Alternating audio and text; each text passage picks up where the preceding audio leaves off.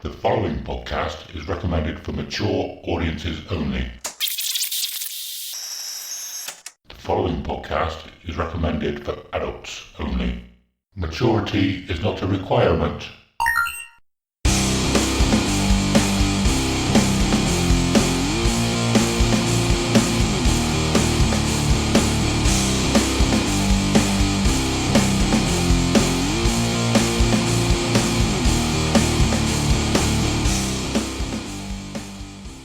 Hello and welcome to episode 5 of Dear Download, a podcast where we get to share our most intimate and treasured memories of Download Festival.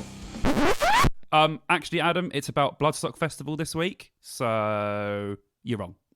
We'll talk about each year, the bands we saw, the bands we missed, and everything else noteworthy that happened across the weekend. Also, we'll touch upon any news, other festivals, and the music industry past, present and future. I'm Adam, and I'm here with Simon. Good day to you, sir. Good day. So yeah, this is one of the episodes where we are talking about other festivals. We're talking about Bloodstock today, aren't we? Because we are. Well, it's in 5 days, is it? 4 days? No, it's 3 days, dude. 3 days. So, what's been going on since we last spoke then, Simon? Well, it was only a week ago, actually. I normally say since in the 2 weeks we last spoke, but we spoke last week to Death by Kai, who are going to be on later on in the show, aren't they? Yeah, definitely. Yeah, man. It's been good. I know we see each other quite regularly now with having Adam on and having Death by Kai on. So, but yeah, nothing much really. Just preparing for Bloodstock. I've actually taken up bouldering as a hobby now. Yes, you said about it before, and I've seen you posting about it a lot. Yeah. It's great exercise and it's really fun. It's probably one of the things that I've started and enjoyed the most straight away since playing music. It's really, really cool, man. I absolutely love it. Really fun. And they've got a new place that was built in Cheltenham just last year. So literally 10 minutes around the corner. But man, my hands are tore up, bro. Absolutely tore up, man. I had to buy like tape and tape all my hands up. But yeah, Jesus. And you realise how... Because like, I went to the gym for like a year constantly and got in really good shape. And then I sort of just went in spurts after that. And you don't realise how strong you make yourself and how weak you get when you don't go. So, so trust me, the first 2 weeks I went to this, my arms were killing me. Like, I could barely pull myself up on the wall to, like, the next one. Like, my hands were shaking after I'd done a climb because I was just using all of it. But I think after a few weeks, I've actually got a bit better. Like, now my arms and my hands and stuff don't hurt as much as they did the first 2 weeks. So yeah, I suppose it's one of those things that you just have to keep going at until you get used to it. It's crazy as well. Did you see some people there? They are mad. They're jumping from one part of the wall to the other and hanging on with just their like fingertips on these tiny little ledges. It's incredible to watch these people. And then there's just me going up these like, it's really easy. It's just crazy how like you can see the progression of these people, and they're like, you speak to them, they've been doing it for like 10 years, so it's a bit different, it's like they're probably trained in that. But yeah, I've been really enjoying it. That's really all I've done. That's about it, really. Awesome, man. That's it. That sounds cool. Yeah, that sounds really cool. And I know what I said last episode, but I probably would enjoy it if I tried it. Every now and then, when I use a muscle that I haven't used for a while, I'm like, well, that felt quite good. Or maybe I should go to the gym and like. Just even just stretching my muscles would be nice every now and then. I don't even do that. I know you said before I'm a postman, I should be fit, but I only use the muscles I use for walking while I'm a postman. I walk probably about 15 miles a day.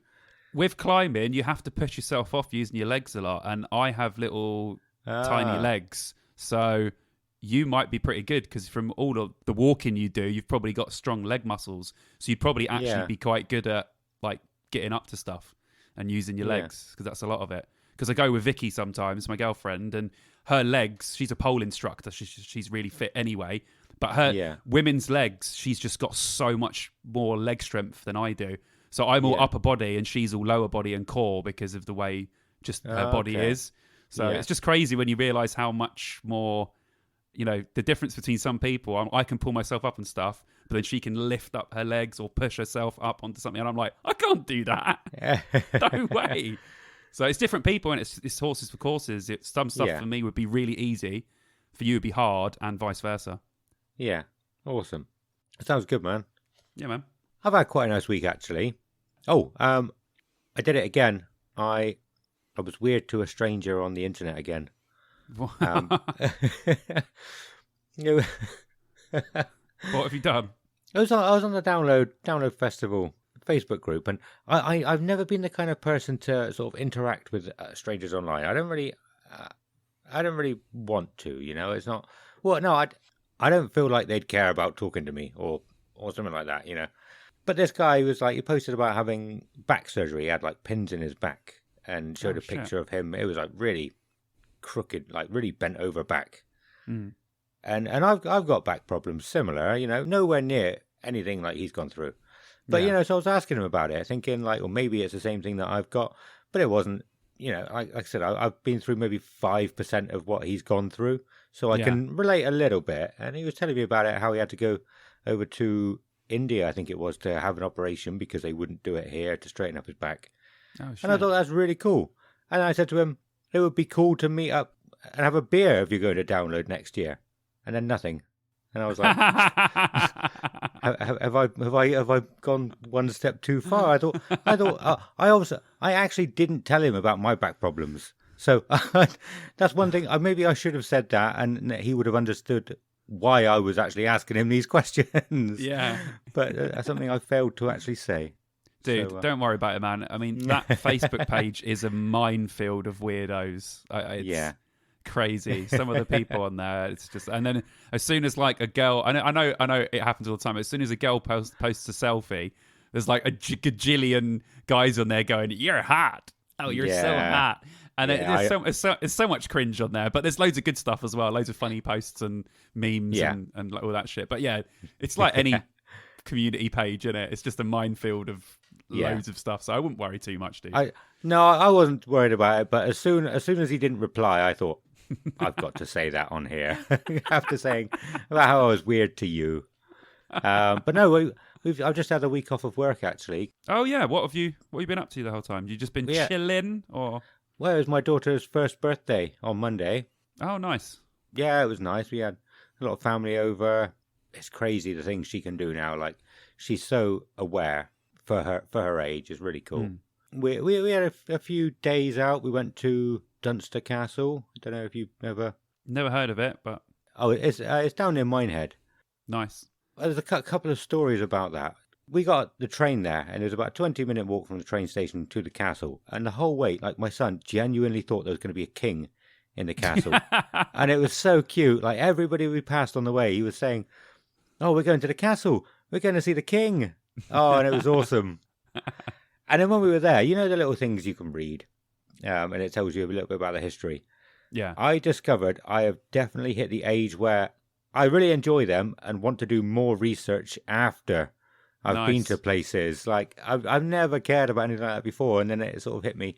And I was thinking, I'm going to look up some YouTube videos about this place when I get home and find out what actually happened here. I think that's a mid-30s thing, dude. As soon as you get to... Dude, I love it. I'd be standing right next to you reading the entire thing. So interested. I'm right there with you, man. It's just the way it is. You're getting to that age now. Yeah. One other update on D&D. I know last episode I said it was for the listeners because you don't really know much about it. But this episode, it's for you and not the listeners. Ooh. I'm not going to go into too much detail, but we found out that these really powerful wizards who are running the city that we're in, they're basically building a Cyberman army. They're inserting souls of people into these, what they call these warforged metal army, basically. Nice. Yeah, they're building a Cyberman army. That's sick, I thought you'd be interested in that. Yeah, definitely. Another Doctor Who thing, actually, that I've just not said for some reason. You know, obviously I'm a postman. I only ever knock 4 times. Oh, always nice. Because of Doctor Who. Nice. I think that was about it.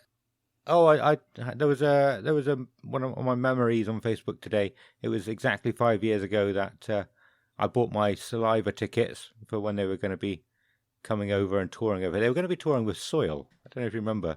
Yeah, yeah. It's going to be Yeah, Soil and Saliva, decent. and then he cancelled it like months later. Oh, I was ecstatic. I was thinking about buying more than one gig, like just following them. I think I've said, yeah, following them for like every gig they played around us. And we're probably going to stay in Barnstable for the night. That's where we're going to go and watch them. And then yeah.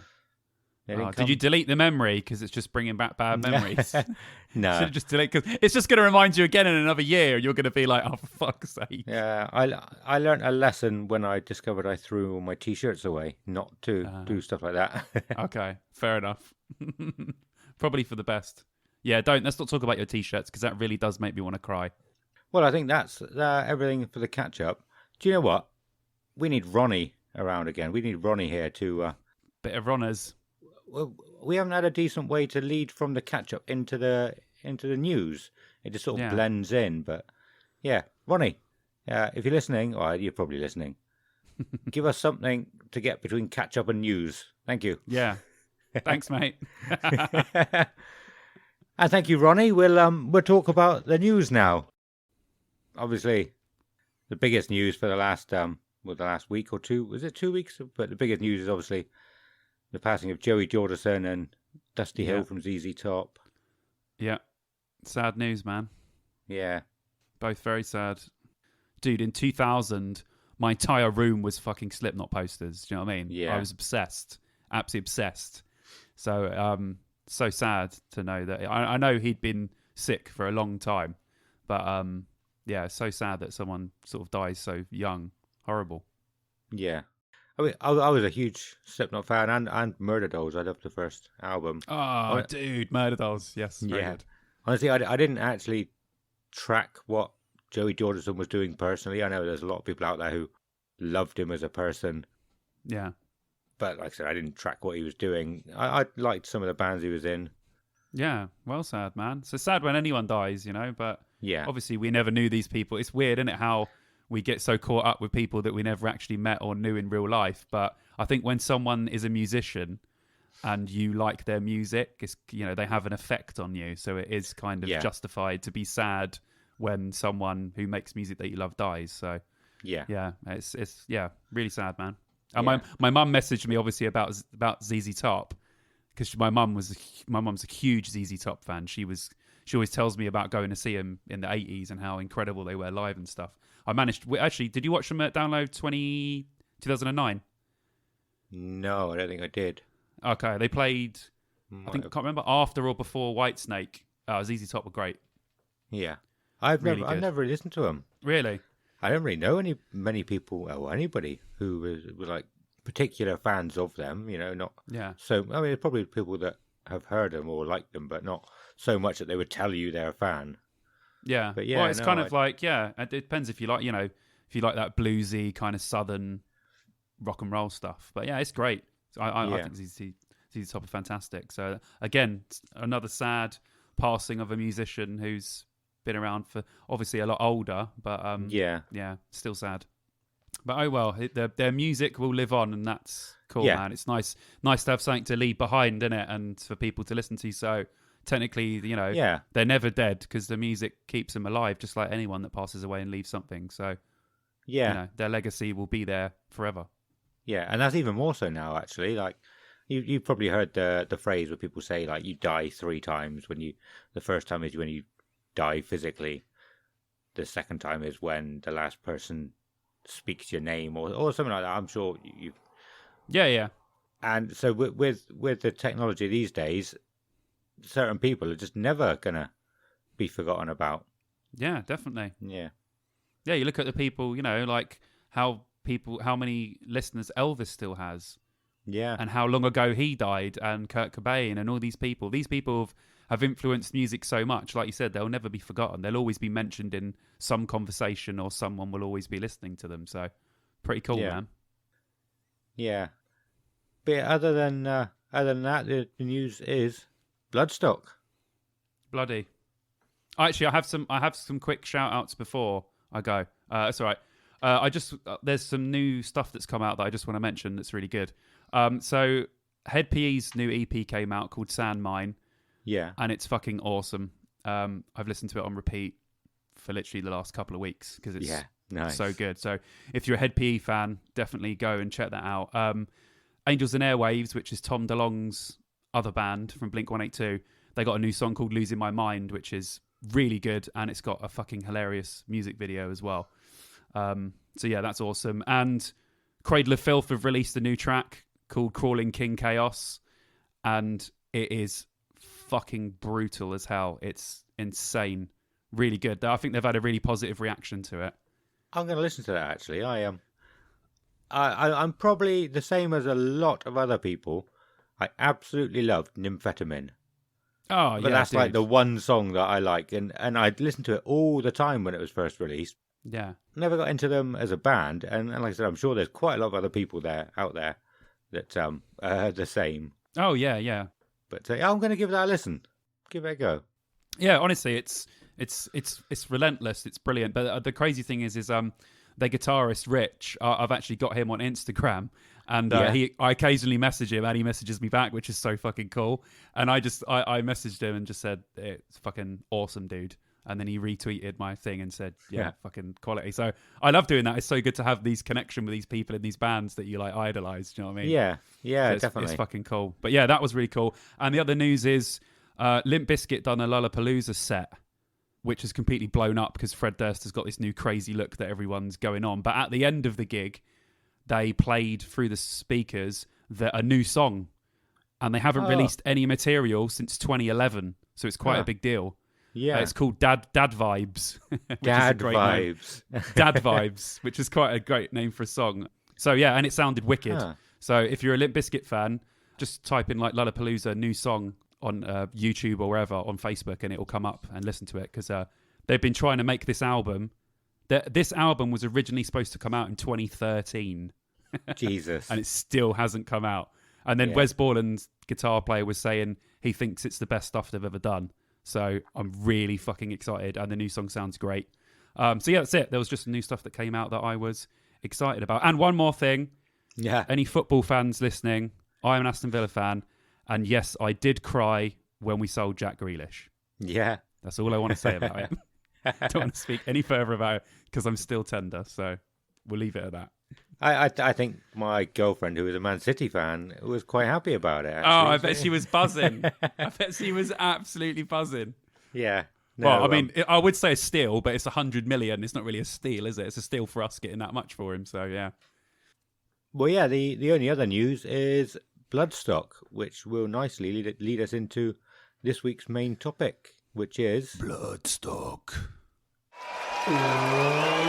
Sing for me, devil!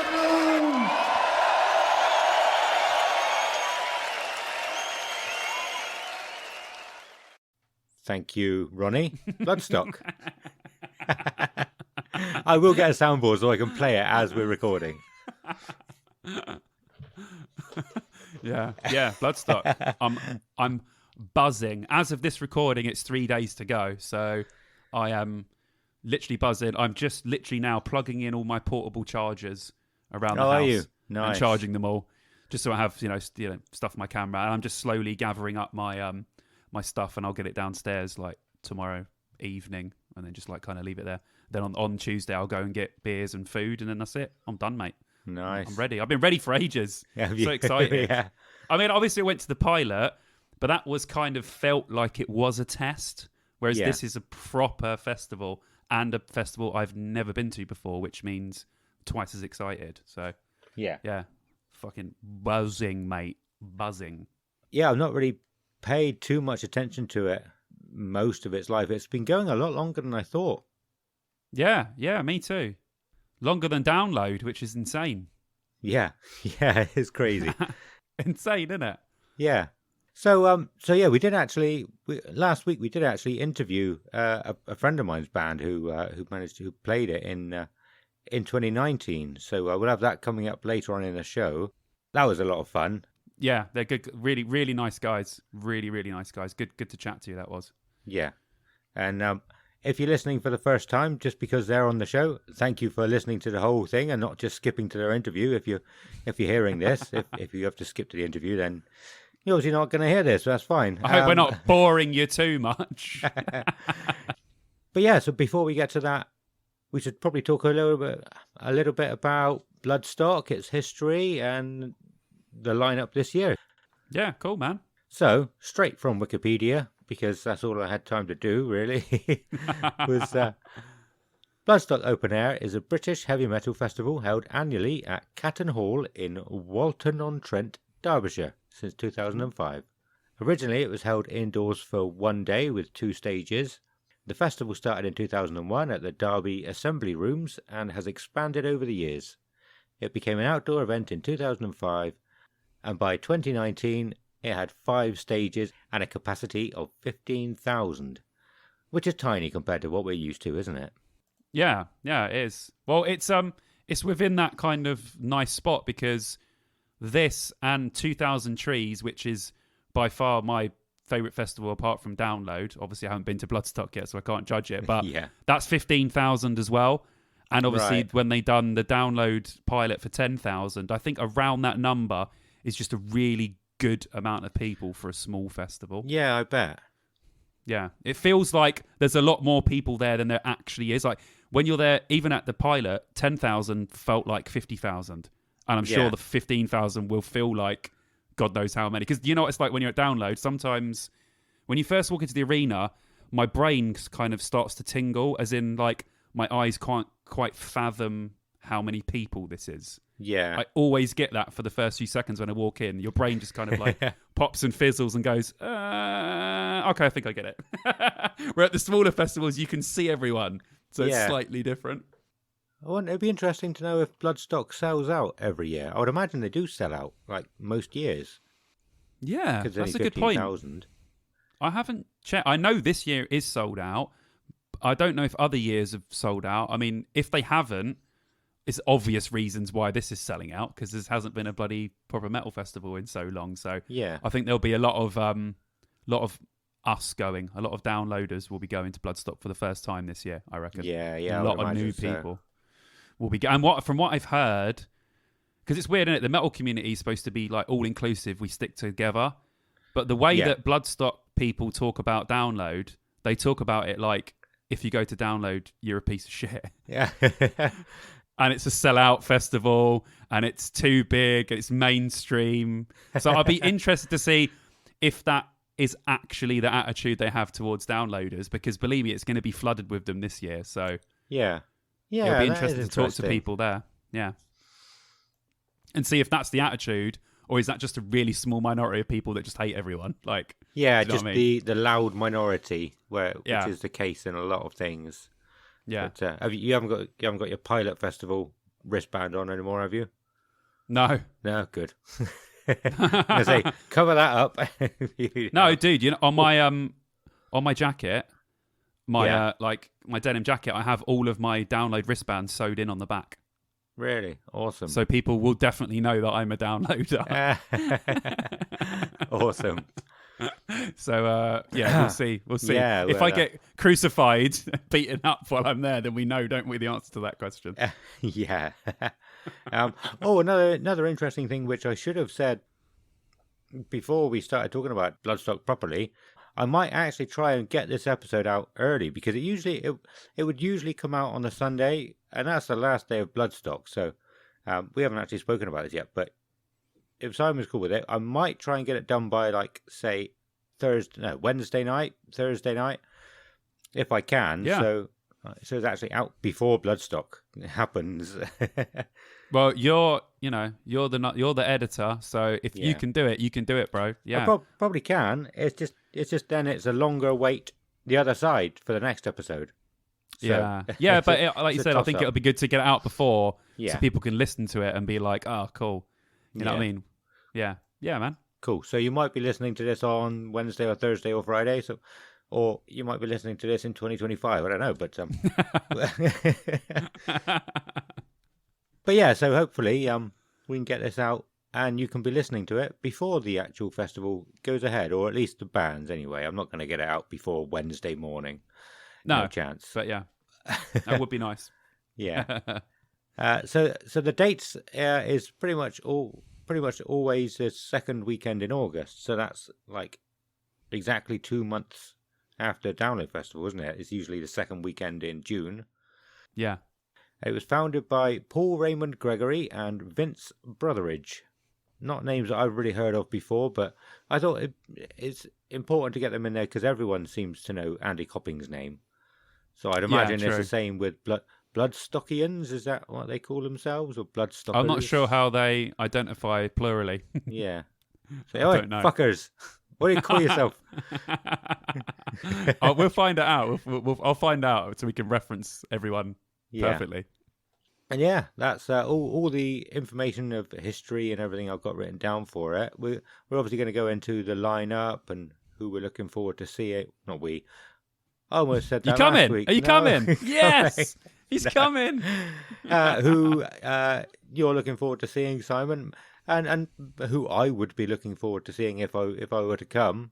Yeah, awesome. Definitely not. No, it'd be nice to know who you would be wanting to see, though. That's cool. Yeah. Is there anything else we really want to?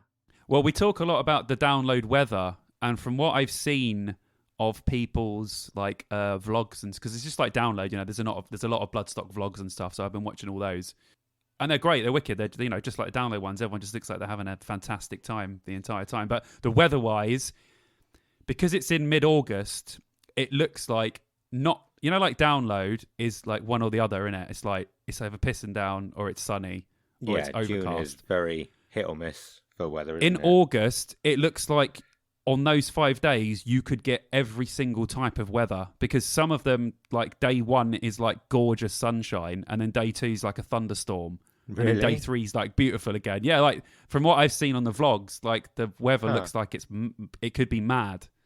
Yeah. So luckily the weather this time is going to be 22 or 23 and sunny. Looks so good for the this year, first doesn't time it? in a long time, I might actually get an entire fucking festival without it pissing down, Yeah. which will be really weird. That's something I would very much enjoy. Very Yeah. much enjoy. Well, 22, 23, that's a good temperature. You don't want it to be blazing down on you because then you like struggle to do anything just like you would when it was raining. But 22, 23, little bit of cloud, little bit of sun, that's almost perfect festival weather, really, isn't it? Yeah. You've got a visitor as well. Oh, hello. Can I talk to him? Yeah, okay. Put your dinosaurs down.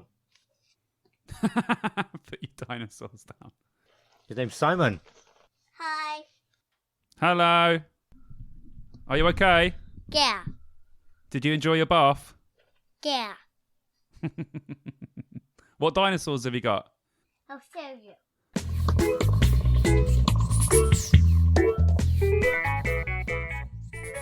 10 minutes later.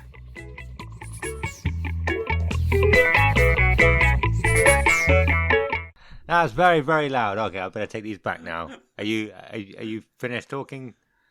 Yeah. Cool. And me. Yeah, you say bye-bye then. Not too loud and too close. Bye. Bye. Bye-bye. Bye. Bye. Bye bye. Bye. I don't fucking know where we got to. Well, we were on. What were we talking about? Weather. Weather, yes. Did we get to the end of our sentences? I don't know. I don't know what happened there.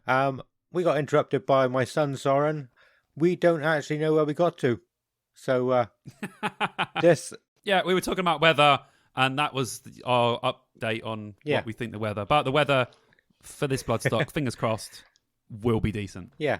There you go. I'm going to lead on from here. Another thing, actually, that I probably should have said right at the beginning, in the intro, was the stage names, because I thought that was very cool.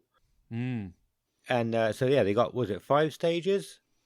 And the main stage is called Ronnie James Dio Stage, after... I think I read that it was one of the early ones. They had to pull out because he was ill, and he died only a few months later. So they decided to name the stage after him, the main stage as well. Nice. Which is cool. Bloody love a bit of Dio. Yeah. And I love Rainbow with Dio in as well. I'm a huge Dio fan. Amazing. Yeah. And then the second stage is the Sophie Lancaster stage, which is also awesome. Yeah, Because wicked. I'm pretty sure most people know the story behind that. I don't think I want to actually go into it and describe it in the podcast anyway. So if you don't know, go and look it up. But yeah, that's cool that they've named it after her and kept it named after her as well. You know, they didn't. Some festivals just like name it after the biggest sponsor who can give them the most money. Yeah, it's true. Like Snickers or Yeah, fucking whoever. Do you know what I mean? Yeah, it's true. It's nice to have that. or saying that, or Hobgoblin, because one of their stages is a Hobgoblin stage. The next one is oh dear, foot in mouth. No, yeah, the next one. I say in the interview, don't I? It's the Hobgoblin New Blood stage where all of the people who win the Metal to the Masses. Yeah. Play, which is I think it's such a cool concept. You know, awesome. Yeah, what is that? I think this is this year's, and they've got about 15 people on each day, so that's like 15. That's like 60 unsigned bands. Yeah, that are playing. They've got an extra day this year, but that would usually be a good 40, 45. So say 40 to 50. Unsigned bands just playing at one of the biggest UK metal festivals. Yeah, it's awesome, dude. Yeah, literally awesome. Such a cool festival for smaller up and coming bands, without a doubt. They seem like they really look after it. But in the Metal to the Masses, just the general idea of it is quality. Yeah, I honestly don't know why Download don't do something similar. Yeah. But you know, hey ho. I know the band that won the Somerset Somerset finals. Yeah, they are heats. They are heats. Yeah, finals, heats. Yeah. The Somerset competition, whatever. Is a band called Sail, who were playing only fourth from the top on the Friday. That looks like, which is quite cool. Do you know what band won your area? Someone told me, and I can't remember off the top of my head. So that's a no. I can't. But someone did say to me who won it. But obviously it's weird because it feels like it was so long ago now. Yeah. Because obviously this will be the people that were supposed to play 2020 that are playing 2021. So they would have competed in Metal to the Masses ages ago. Well, the band Sail only won it here a few months ago. Did they? Oh, maybe they... I don't know. We definitely haven't had Metal to the Masses here. Okay. Interesting.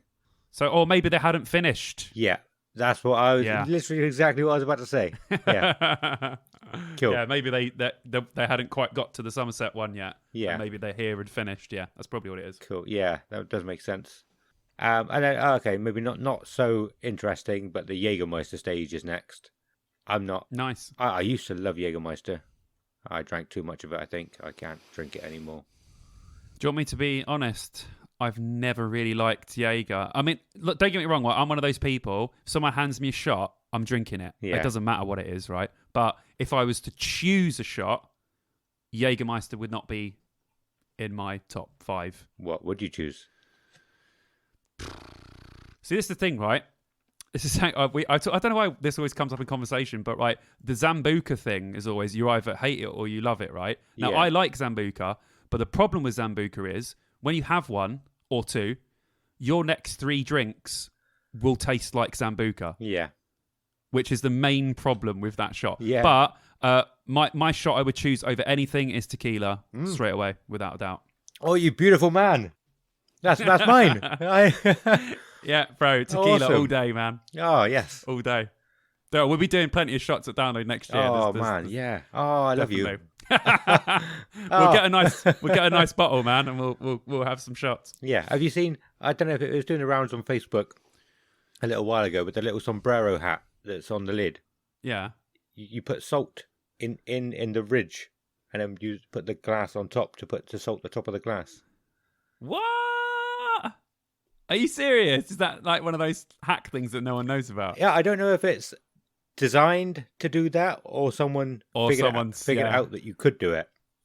But that's sick, dude. Okay, I'm going to try that. Yeah. I'm going to try that now. Sounds awesome. Yeah, I do. Oh man, after not liking Jaeger, I thought you were going to say like a really nice drink, like I can't think of a nice drink. What's the one beginning with A? That is yellow. Aftershock? No. Begins with A. Advocar. Oh, Advocaat, yeah. I like Advocaat. I like Advocaat. Yeah, it's nice. Yeah, Some people probably hate that shit, but I know I like it. yeah. Oh, I haven't had that for years. Right, let's Yeah, get me back to neither. Bloodstock. We have literally, we said we're going to keep this one short. We've been recording for over an hour already. For fuck's sake. We're not even going to use half of that, I don't think. It's just talking shit. Oh, dude, there's loads of good stuff. There's loads of good stuff in there. And that bit, put the bit in with the shots because that was really funny. Yeah. So keep that in, man. Yeah, definitely. It's good stuff. It's good stuff. Right, so I spoke about the stages. I did go back through some of the lineups, and Download definitely is the festival for me. I would say I said it a few times now. But like I said, if I were to just go into any random stage, Bloodstock would be better to find a random band that I might like. But yeah, I'm not too far into getting into too many bands that are sort of off the beaten track. They're in very, very specific sub-genres of metal. Yeah, I think you have to. I mean, I'm sure you could go and appreciate any. I mean, you could put me in at any festival, and I'm sure I'd have a great time. But I think music-wise, I think you have to have a little bit of knowledge about metal to know some of these bands. Yeah, These aren't just casual bands that you're going to run into. These are probably casual bands that you'd actually have to search for specifically if you're gonna. But that's cool. It's great. I can't wait to find some random bands that I've never heard before and see what they sound like, because that's such a great thing to do. And especially at a festival like this where it's small, I could just pop around the stages if I've got no one to see, and I might go, oh, these guys are sick, who are this? And then there you go, you got a new band. I've seen loads of I think it was like Facebook posts or loads of noise basically about a band Creator. Like, because they have to come into the country, and so like they put a big thing up saying Creator in the country, and everyone's sharing it. I learned that they're headlining. I've never heard. Well, I know I've probably heard of them, but I don't know much about them at all. And they're headlining. So, yeah, there's a lot of bands that most people won't know anything about. Yeah. The lineup's still fantastic, but there is a lot of bands on there that I have absolutely no idea about. And I listened to a few of them, and I thought, oh, they actually sound pretty good. And it's kind of, like a band like Creator. I've seen people wearing the T-shirts. I've heard of the band, but I've never actually listened to the band. Yeah. I had a listen.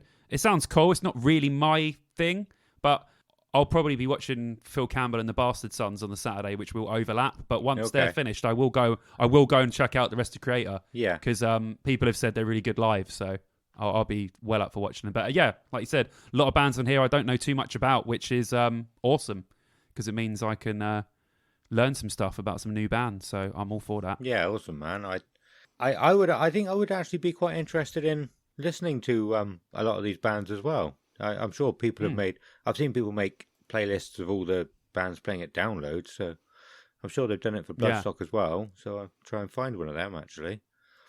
Yeah, and, sweet. Next episode, once you've been, you can tell us all about the bands you saw that you loved, and I'll tell you all about the bands that I listened to I'm at work, walking down the streets that I've enjoyed. Yeah, man. Yeah. Sounds good. We'll do a little trade. We'll have a little music off. Yeah, awesome. So going on the lineup, I don't think there's many bands that I would be that. But going on bands that I already know of, there's not many bands that I can see here that I would definitely go and watch. Oh, okay. But again, I would probably like to check out some of them, and once I've heard their stuff, I probably would go, I'm definitely going to watch them. But yeah, like I said, going on what I already know at the moment, there's not many at all. I've never even checked out Devin Townsend. Oh, I know he's dude, massive. So good. Well, it depends on what you're into. He does like sort of proggy, sort of heavy with a bit of sort of weird ambient stuff in there. It's cool as hell. Yeah. Fantastic vocalist and great guitar player. Yeah, I love that sort of stuff. Anything kind of proggy, I love it. So yeah. Devin Townsend, I've never seen him live, so I can't wait. Yeah, absolutely cool. Can't wait. Apparently he's hilarious. Yeah, he's such a cool, really, really cool guy. And weirdly, really good friends with Chris Jericho. Is he? Yeah, they're both Canadian. Oh, okay. But they're mates. So Chris Jericho plays a character on one of his albums, the Ziltoid 2 album. It's like a fake storyline, like a pretend storyline, because he likes to have a laugh. Yeah. And then all the music through it. And Chris Jericho plays a character, Captain Fantastic, in that thing. So Right. you could tell they were mates. But yeah, pretty cool. Awesome. But anyone else on there stand out to you that you think, oh, I know the name, I would probably go and check them out? Well, I'd probably see Skin Dread. Yeah. I've never liked them. Well, never liked. I've never been too bothered about listening to them on a CD or basically the albums. But I would say they're the second band I've seen them the most. Second amount of. Iron Maiden I've seen fucking loads. Skin Dread I've seen almost fucking loads. I can't think of the words to say about how to word that. They're the second most band you've seen. I don't know. It's You're hard. right. It's a good way to do that. Okay, yeah. But yes. Okay, you've seen them a lot of times. Hopefully the listeners get it. Yeah, I don't know how. They're just a lot of fun live, aren't they? They're a lot of fun. I love hearing their stuff live. I'm not saying I don't like their music, but it's just not what I listen to generally. But they're a staple. They're a staple of the British rock festivals. I think. Yeah. People like yourself, a lot of people are the same. A lot of people don't necessarily won't. I know a lot of people listen to them, but a lot of people probably that don't listen to them would still go and see them live because they've built up such a good reputation of being such an excellent live band. People will just go and watch them, just because they know they're going to watch a really cool show. Yeah, and Brenji always sounds great. The band always sounds great, and they always get everyone. They get a crowd going, man. They proper get. If the festival and everyone was standing still, you can guarantee that would not be happening while they're on, which is great for a festival. Yeah. So that'll be cool. It's going to be weird going from that to go into like ambient Devin Townsend stuff. Yeah. So that's going to be quite a weird transition. But I'm buzzing for Skin Dread, mate. Absolutely buzzing. Awesome. There's nobody else on that stage on that day that I'd be interested in. Creator, the next one. I'd probably see them just because they're headlining. Yeah. But like I said, I'd not really heard about them, but there's a lot of buzz about them being in the country. Yeah. Yeah. Cradle of Filth the next, which I probably would see. I'm not that bothered about them, but it's Cradle of Filth. Yeah. Very good live. Paradise Lost underneath that. Oh, dude. I mean, I'm Paradise Lost and Cradle of Filth are two of my favourite bands, and they're playing one after the other. Yeah. I literally can't wait. I'm going to be the happiest man for that amount of time, I can tell you right now. Awesome. And Paradise Lost are playing. They're playing. I think they're playing an album all the way through, but I can't remember which one they said it was, or maybe they didn't. I don't know. I think I saw somewhere that maybe they might be playing a whole album all the way through. I'm not sure. I feel like I've heard that. It wasn't Draconian Times, was it? Oh, yes, it was. Yes. Yeah. So they're playing Draconian Times from start to finish, which I like that album. It's not my favourite Paradise Lost album, but I'll take it. Yeah. And I will enjoy it. Nice. Yeah. So that's cool. So yeah, we spoke a little bit about that before we were recording. I was a huge fan of them back in the early 2000s. Like, even it's one of the only T-shirts that I've actually saved somehow. I still got one of their T-shirts. And this was a story I was going to wait until 2004 or 2005. I can't remember which year it was. But at Download. But yeah, they were playing the first year that they played at Download. I didn't know they were playing until it must have been like the Thursday morning. We got there Wednesday. We'd set up, and I'd got somebody let me have their lanyard to look at, and I was flicking through it, and I was like, Paradise Lost are playing? I did not. They were one of my favourite bands at the time, and I had no idea they were going to be playing that year. And I was like, what a good surprise. I got right to the front to see them, like right at the barrier. It was amazing. Oh, dude, sick. Yeah. But I mean, I don't listen to them so much anymore. But yeah, I would see him again, definitely. Sweet. The next one I would watch is Ginger.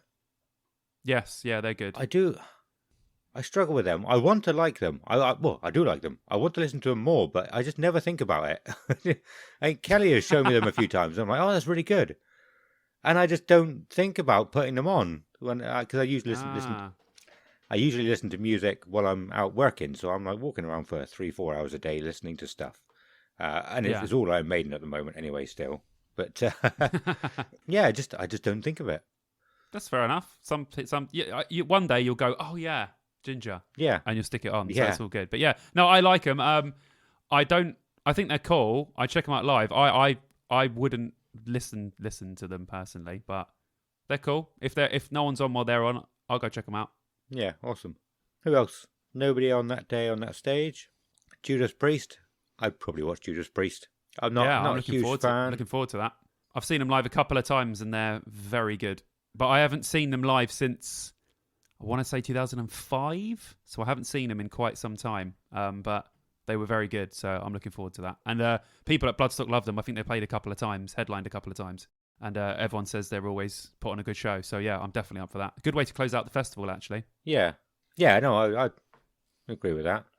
I don't think, looking here, I don't think there's anybody else on that day, on that stage, that I would be bothered about listening to. There's some bands that I've heard of that I've never really bothered trying, like, Saxon have been going forever. Therapy. Yeah. Do you have Therapy are good. Do you have to say that as if it's a question because there's a question mark at the end, or can you just say therapy? Technically, you do have to say therapy. Yeah. I've never listened to them. They've been doing the rounds for years and years and years, haven't they? I'm sure they've been downloaded a few times. Yeah, definitely. They've been going for a while. That first album they done, Trouble Gum, that was really huge album. That was in the mid 90s. Formed in 1989, apparently. Yeah. And I've never once listened to them. Orange Goblin, the next one, 1995. I've never listened to them. Yeah, like all these bands, I would say these are more household name sort of bands than you would think. You know, a lot of people would have heard of these bands. Just never really, Checked them. Well, now you can go away and do your homework. I would and actually have a listen. Again, because of this podcast, I am actually interested in going to listen to these bands to see what they're like. Yeah, that's good. Yeah, that's cool. You might find someone on there and you might be like, damn, why haven't I been listening to these guys the whole time? Because I get that sometimes. There's a band you just haven't listened to and you've heard about them for years. And then I listen to them and I go, oh, for fuck's sake. They're fucking awesome. Why haven't I been listening to this band the whole time? And then I get really annoyed when I'm like, I could have been seeing them live. I could have been doing all this stuff. But because I haven't paid, I know you can't pay attention to every band all the time. Do you know what I mean? But that annoys me, especially with them been going for ages and you're like, fuck, I missed all this stuff. Yeah, I like that. I've never thought about that before, but yeah, you're right. I don't know if anyone else gets that, but I definitely get that. It annoys me. Yeah. Like, damn, why don't I listen to them? One thing I thought of a little while ago was like albums that you haven't listened to for a long time as well. We were talking about Mudvayne, and I was like, I don't think I've listened to a Mudvayne album for over 10 years now. But they were one of my favourite bands at one point, and it's like, why did I stop listening to that? And you listen to the album again, and you're like, oh yeah, it's so cool. Why have I not listened to this for 10 years? Like, because we got plenty of time. I got plenty of time. Like I said, I probably listened to about 20 to 25 hours of music or podcasts a week. Yeah, but I think it just happens, you know. So other stuff comes along, and then it happens. Sometimes I do go back through my Spotify when I've like saved everything to albums, and I'm going, fuck, I haven't listened to that in ages. Yeah, I'll stick that on. But yeah, it's nice. It's kind of cool when you haven't done that, because like you said, it all comes flooding back, and then you're like, oh damn, this album's awesome. Yeah, why have I not been listening to this? But it just happens, innit? Yeah, no, I thought it with Paradise Lost actually, because I went and checked them out after you put your Spotify playlist up. And again, that's another album that I haven't listened to probably for at least 15 years. And I was going through it thinking, like, the 1 Second album, I remember 1 Second, and I remember Sage's Words. And I was like, I don't remember any of the other songs, but listening to it, I did. Yeah. And I do just want to go back and listen to, like, every album I've ever listened to that I've ever enjoyed. You know, it's so good, so much memories, but you just can't. Well, the good thing about Spotify these days is you can do that. Yeah. You can literally type in pretty much any album and they've got them on there and you can just check it out, and that's cool, man. Yeah. We can do that now. You don't have to go back through your CD collection again. No.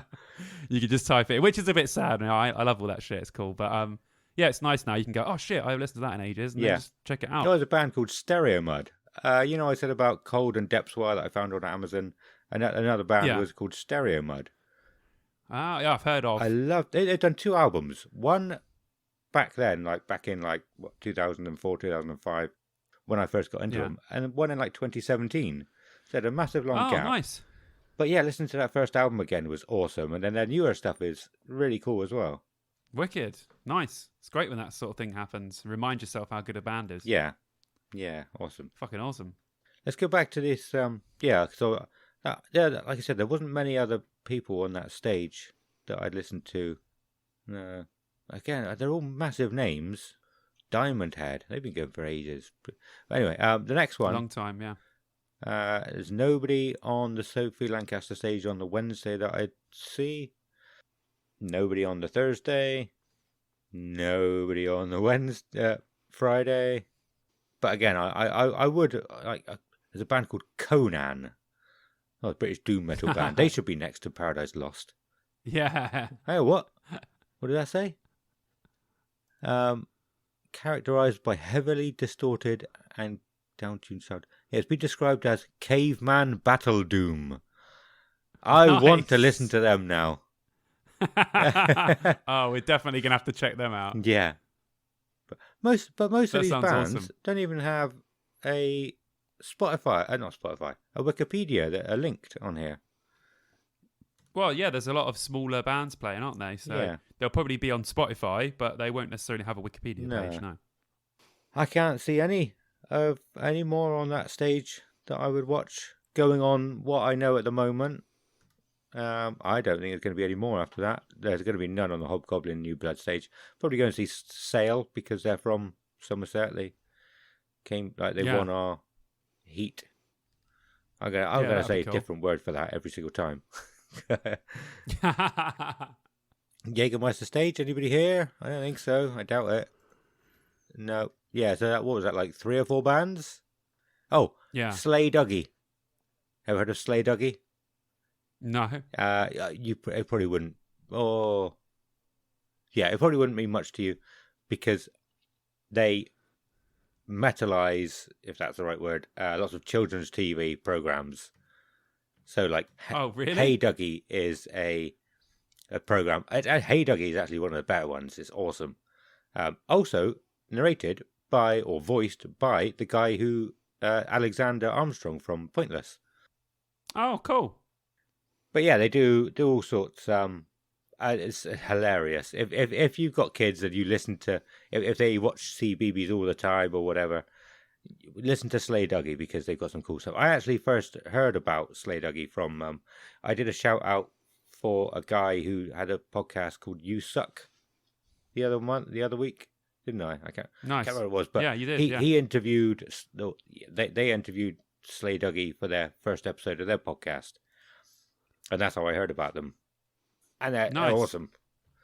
But yeah, that's my, I don't know. Next to them is called Heavy Duty Chest Burster. Or it's either Heavy Duty and another band called Chest Burster. So with Slay Dougie, I'd imagine they're quite funny bands. So I probably would watch them. But yeah, what was that like? Yeah, there'll be a lot of like comedy style stuff that's on there, which is great because I think they love that at Bloodstock. I think they just like having a laugh. Yeah, unless you're from Download and they won't have a laugh about that. What about you, man? Like I said, there's any. Well, yeah, I mean the bands 4? you mentioned.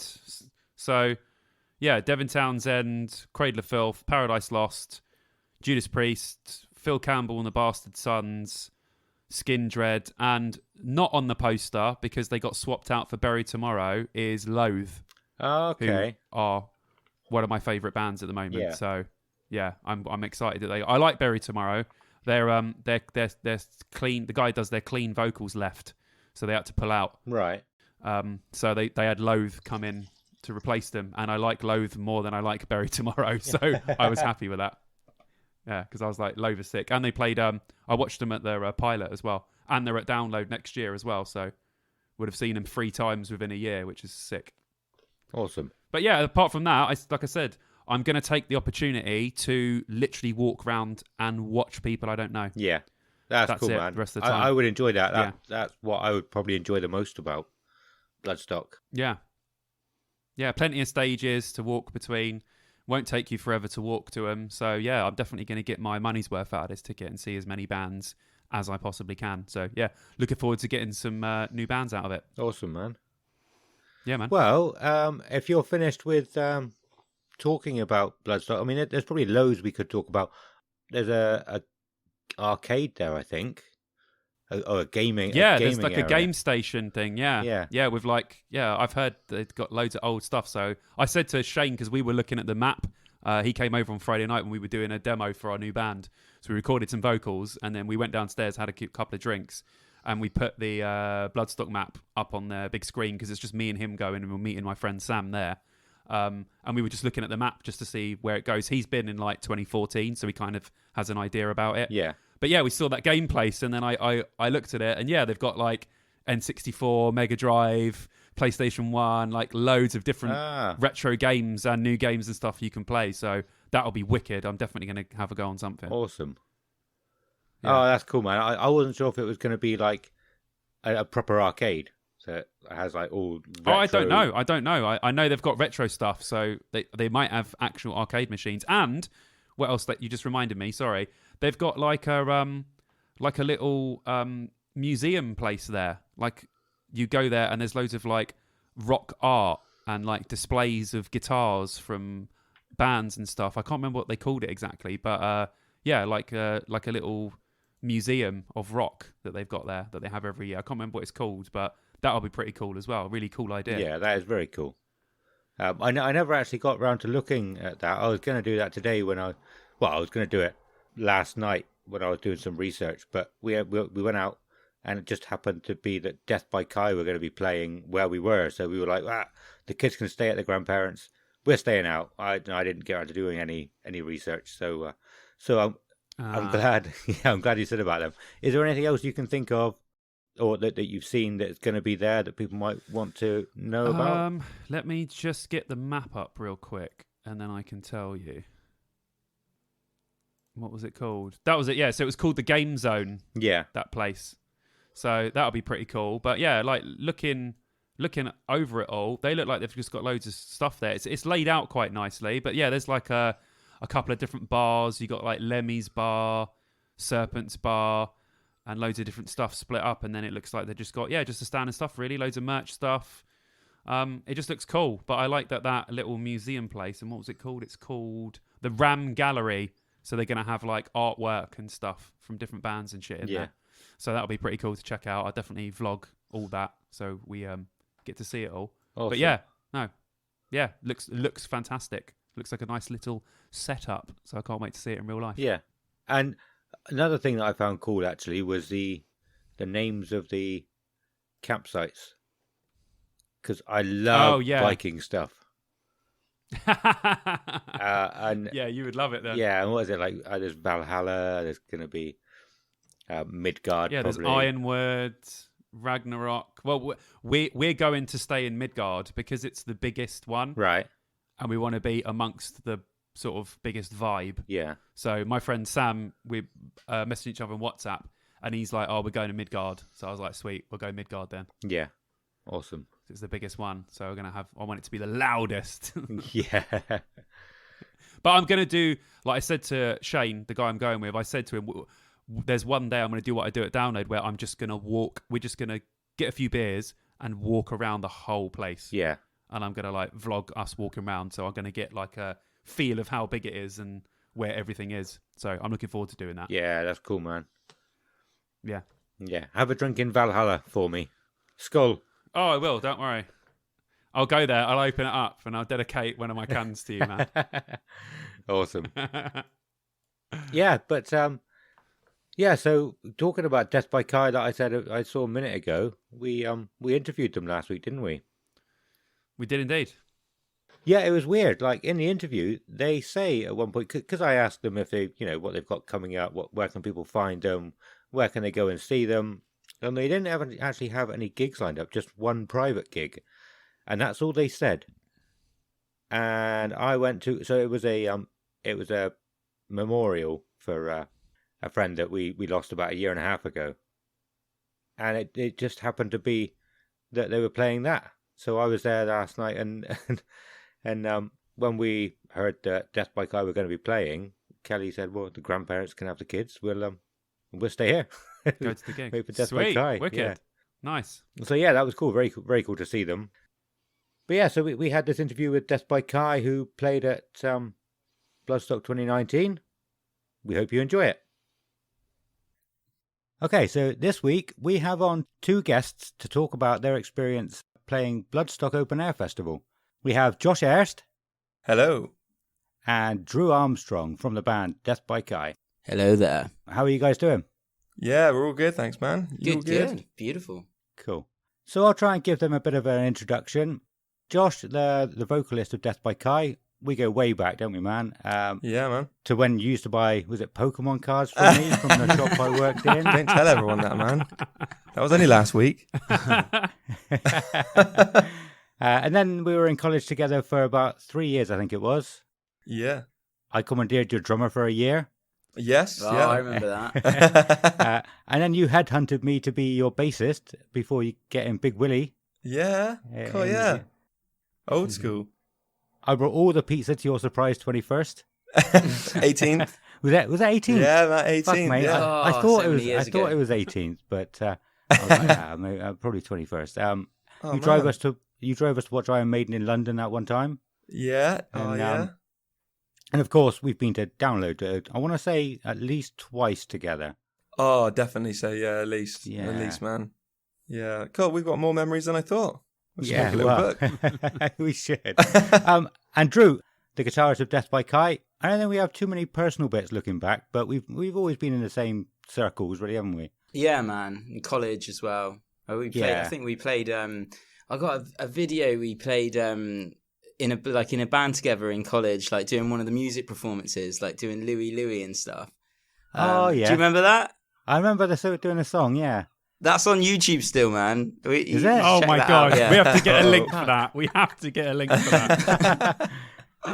Awesome. Yeah, no, I remember we did a few songs. I couldn't remember exactly who was in the bands. I remember Becky. Was it Becky was singing for us that time, or was that a different one? No, so I was singing, and You were singing. yeah, we did Purple Haze, Louie, and 20th Century Boy by T-Rex, and it was you on the bass, and that guy called Lewis on the drums. Look, Was yeah, it Lewis? yeah. Yeah. It was really fun. Awesome. Yeah, no, I didn't know that was still on YouTube. I'll have to, definitely have to check it out. I might post it. Come on, man. But yeah, you've pretty much just kept yourself busy all the time doing your own little thing. You've always got something going, haven't you? You got your solo project, Drew Bag. Yeah, man. Yeah. Is that still? Because you've had that going for a long time. No, haven't you? Yeah, it's just one of the background burners, you know. Yeah. Doing music production and stuff, so it's always good to write some tunes. Cool. You're on the radio now. You're actually recording in your radio station studio at the moment, Yeah, Aspen Weight Radio. Yeah, awesome. Do you actually do any of the talking? Because you're on Callum's. Yeah, I do a little bit, like co-hosting. So Yeah. on both the shows that we do, so the Forest of Glebe, which is a folk show, and the Dark Dale, like full metal show. Callum does most of the talking. He hosts the shows, and I just kind of co-host and tech for them as well. So chip in here and there.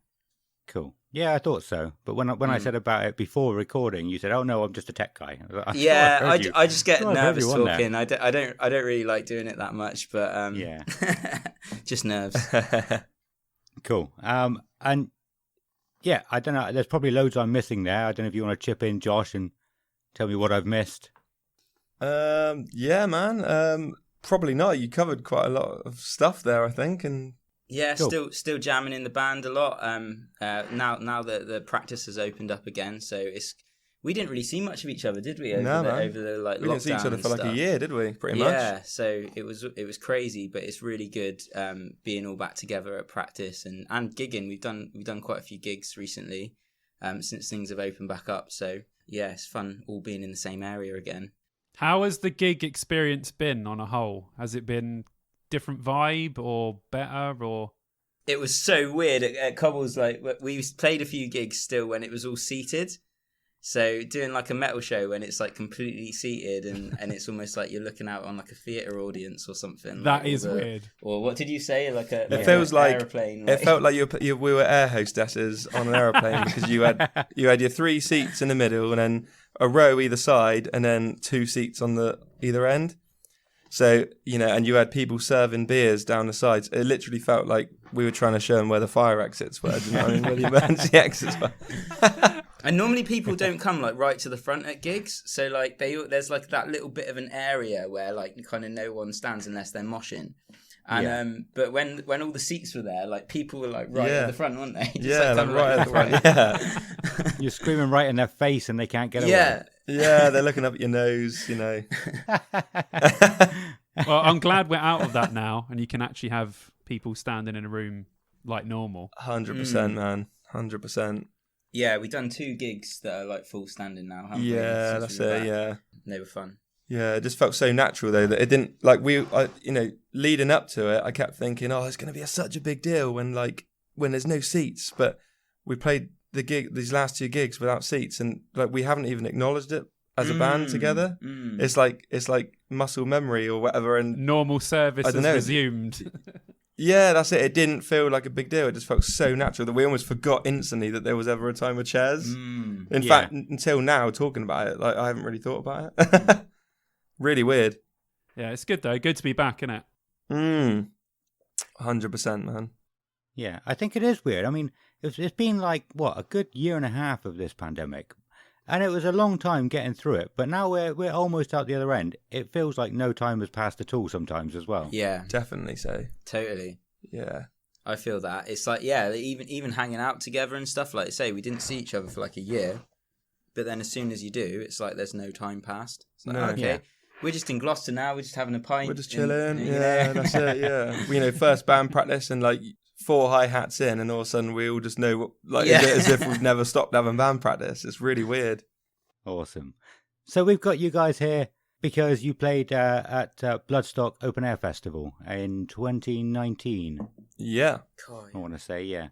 We covered what it was like to play Download Festival last week, so we figured we'd see if you guys would come on and talk to us about what it's like to play Bloodstock. Before we do that, do you guys want to give a brief overview of the band, how long you've been together, what kind of music you are?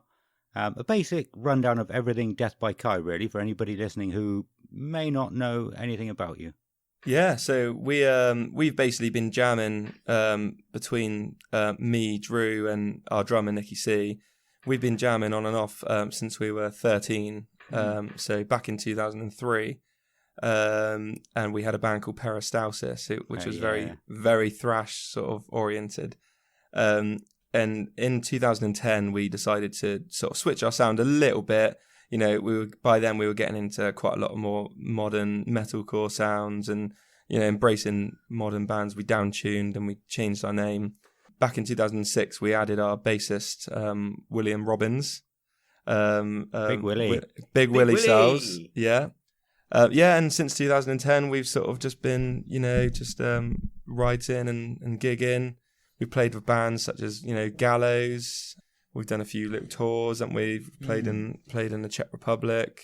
Band called Bellacore was a cool band that we played with from Australia, and they're pretty big now in Australia. It was their only UK appearance, and we played with them. Yeah, in London that was. Yeah, London, one in London and one in Exeter. Awesome. Yeah, man. So yeah, that's it really. Cool. Yeah, because you left for a bit, Drew, didn't you? And I couldn't believe it because, well, you left. So Drew Bag, your solo project, Drew Bag, is like a very mellow, isn't it? Yeah. It's like more.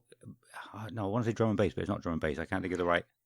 Yeah, like word. folky hip hop. But like you shred that guitar ridiculously well, and you just gone like, I just want to play slowly now. But so I was watching your set at Bloodstock last night, and it's just ridiculous how quick you. I don't know. I don't want to be like licking your ass too much, but I was genuinely surprised when you left the band. And when you came back, it was just like, of course you should be here. You are. I can't think of words. Man. Yeah. Nah, it's weird. It's like it was almost like identity crisis, like kind of thing. Like how, I've always kind of done my own music and been into the acoustic and stuff like that. But at that time, I almost thought that you had to do one or the other. So I wanted to take Drew Bag a bit further and like get gigging and go out and do all these gigs and stuff like that. And it was like, yeah, I thought I couldn't do Death by Kai if I was like concentrating like 100% like fully on that. Right. But yeah, it's like it's not, you know, music's music. It doesn't like have to be like that. Like you know, you can still fully be like committed to the band and do your own thing as well and just mix it up. Like I'll always be into like many different styles of music. But yeah, I loved, of course, like I love being up on stage with the band and shredding and doing all the metal stuff as well. So it's like, you know, like yeah, I really missed it. Like when I left, and I remember like, but it was really cool as well in a way. Like because I used to go and like watch Death by Kai, like when I wasn't in the band, and I'd never had that experience before where I'd been on the other side, kind of like watching a gig.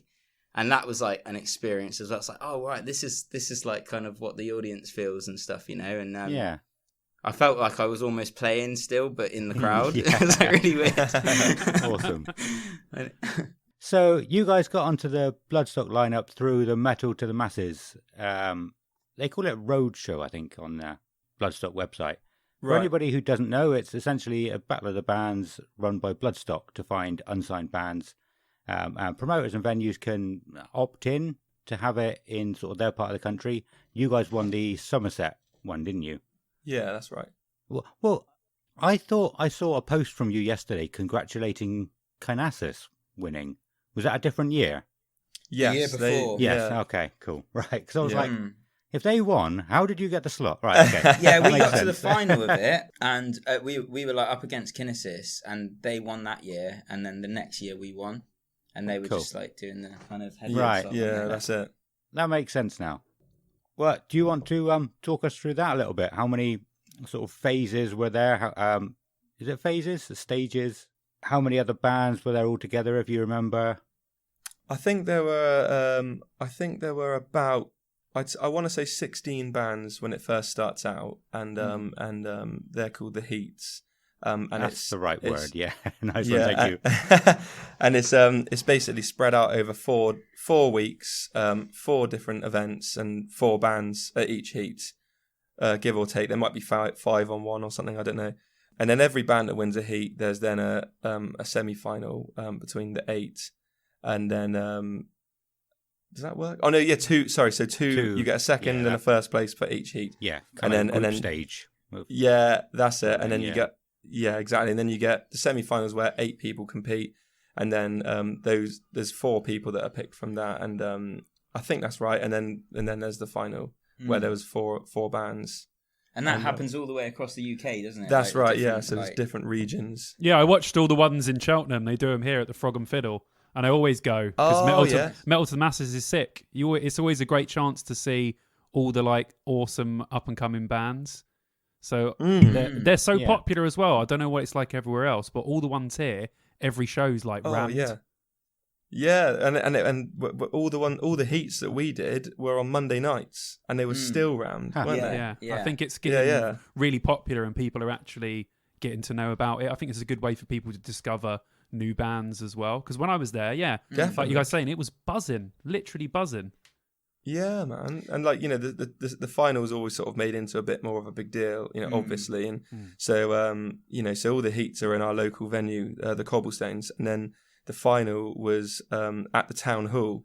So you know, you have a bigger stage, nice, more chance for a bigger crowd, and the final traditionally, Simon Hall, the promoter at Bloodstock, and the guy who runs Metal to the Masses, he comes down personally to each final. And he personally chooses the finalist. I never knew that. That's wicked. Yeah, so leading up in all the heats and the semi-finals, it's audience voted. So you know, when you get entry, you get a little slip and you get to vote your band. But the final, Simon comes down and personally chooses who he wants to play at Bloodstock. Sick. So that's pretty cool, really. Yeah, man. I was there at the final for yours, actually. I'm sure there was another band it was very close, he said, between you and another one. I can't remember who else it was. I can't remember who it would have been on the top of my head. Might have been Sale, maybe? No, because they were there the year before. Okay. Yeah, when Kinesis won. I think maybe Chris Frost's band. Right, okay. Can't remember what they're called. Do you mean Napier? Yeah. So that was actually the year that Kinesis won as well. It was us, Sale, and Napier. and Kinesis. Right. And I think we were all really close to the wire, like, weren't we? And then Kinesis won. I think that's what it was. Okay. Yeah. But Cool. Sale, the band that year, they're the ones that have won this year's, and they're playing at Bloodstock. Yeah, I did see that. Yeah. So it's a little bit of a kind of thing where, as long as you keep at it and, work Yeah. your way through it, there's generally there's always a chance as long as you keep working at it. Do you know what I mean? Yeah, like we were really disappointed in 2018 when we didn't like get it. We really thought crowd went mental, and it was like really like, whoa, yeah, almost kind of thought we had it in the bag a little bit. Yeah. Well, I did anyway. Yeah. and then we didn't. But yeah, we went for it the next year, and we won it the next year. So like you say, Josh, like you kind of keep at it, and you've got a chance if you keep going for it. Yeah. Yeah. Awesome. I would guess that he, I can't remember what you said his name was. The guy who comes down, he'll probably try and pick different bands as well, because he might end up choosing, if there's a band he really likes, he might end up choosing the same band from the same place every year, and obviously that wouldn't be very good. Yeah. Man. Oh, what they actually do, which is pretty cool. So if you've won the year, so if you win a year, the next year you can enter the competition again, but they get you to like headline the show, As a guest. the final show, if you know what I mean. I know. Hang on. Yeah. So I did. Yeah, I did notice that. I didn't actually think about it properly, but I did see on all the posters for this year's it was like with special guests or something, and it was you guys. Yeah. That makes sense now. Mm. Cool.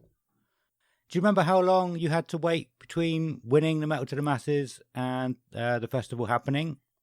It was literally about 3 weeks. Oh, was it? Oh, that's good. Yeah, because we were one of the finals. We were one of the last finals because obviously Simon, everyone has to be on a different date because obviously Simon is coming to each one. The last one of the last ones, if not the last one, was the Somerset one. So by the time it came to us, it was 3 weeks before Bloodstock. So it wasn't very long to be waiting. Cool. Well, I have got written down. The next question is, what was the wait like? But it obviously wasn't that long. But I expect it was a little bit nerve-wracking, a bit anxious. Yeah, man, it was super exciting, super exciting, and you sort of felt like you were a bit on like cloud nine, like you're walking around town, like. Don't you know? I'm playing Bloodstock. I was going to say, you guys must have been buzzing for those 3 weeks, literally buzzing. Yeah, and I'd say, like, for me personally, like, I was just a little bit humbled by the fact that we were going to be having our name on the same lineup as Anthrax, because Anthrax are one of my favorite bands. And so, when I'm walking past people in the street and say they've got an old Monsters of Rock t-shirt or something, and I'm like, I just want to tell them that I'm playing with Anthrax in a few weeks. Awesome. Do you know what I mean? Yeah. Yeah, it was an exciting time as well, like thinking that we were all going to be going to a festival together as well, like, because we hadn't really done that, like, all together as a band, like, for a long time as well, so it was going to be a weekend of, like, all getting drunk and then playing the shows as well, so that was super fun. Yeah, man. Cool. I was super looking forward to that. Yeah. So I think you played on the Friday, didn't you? Yeah, that's it. Was that the first night? The first musical First day, music man. night, Yeah, so with Bloodstock, I think you can turn up on the Thursday to camp, can't you? Yeah, that's right, yeah. So it's something we asked Adam Leader last week, and I think it might become a common question, actually, but there's a toss-up of, do you arrive on the day of your set, so you're nice and fresh and you've got clean clothes, or do you get there early to soak up the atmosphere? Do you remember what you did? Oh, well, we definitely did the latter. Yeah. I mean, I think the professional part of us would probably want to say, oh, yeah, you've got to be clean for this. You've got to be up and fresh for the day. But at the end of the day, like, it was a novelty for us and, so exciting. So we were getting there as soon as we could and setting up and checking out. We recce'd the whole area, didn't we? Backstage and the front of the stage, and just had a bit of a party, really. We the first night, because we had VIP tickets, which granted you access to a second, like another stage behind the main stage, with a separate bar. And that night, like, we had a few drinks in the main stage, and then we went to the VIP bit, and there was a Bruce Springsteen tribute Oh band yeah. that literally played. Yeah, and he literally played through the night, and so we're just there. It's this outdoor tent. It's like a bit of a marquee, and yeah, we're just chucking the beers down, all singing like "Born in the USA" and all that sort of stuff. And it was messy, and I mean, and our set was I think it was 12 the next morning. So yeah, and I also remember when we woke up, it'd been like absolutely hooning it down with rain all night, and our tent was completely flooded, and all our clothes were like floating in the tent. Oh, and no. yeah, and Willie, I remember Willie like lying next to me, and his pillow was floating, so his head was like bobbing up and down on the water. And Nicky C had like got himself out and started drying his clothes on the van, wasn't he? Yeah. Just went and put his heaters on in the van and just like, oh. Yeah, all our clothes and our backpacks were just sodden. So we like had all these wet clothes for our gig. Oh, man. Yeah, man. Should have turned up fresh. No, you guys done it Yeah. the rock and roll way. I mean, if I was playing, I definitely would camp the whole time as well. I mean, obviously you want to play the gig and you want to put on a great show, but the whole point of playing shows is to enjoy yourself. You're there for the whole time. You might as well just have fun. Yeah, I mean, you exactly. got to probably calm down a little bit the night before. Like, don't go as mental as you normally would on like a Saturday tried to. night. I tried to.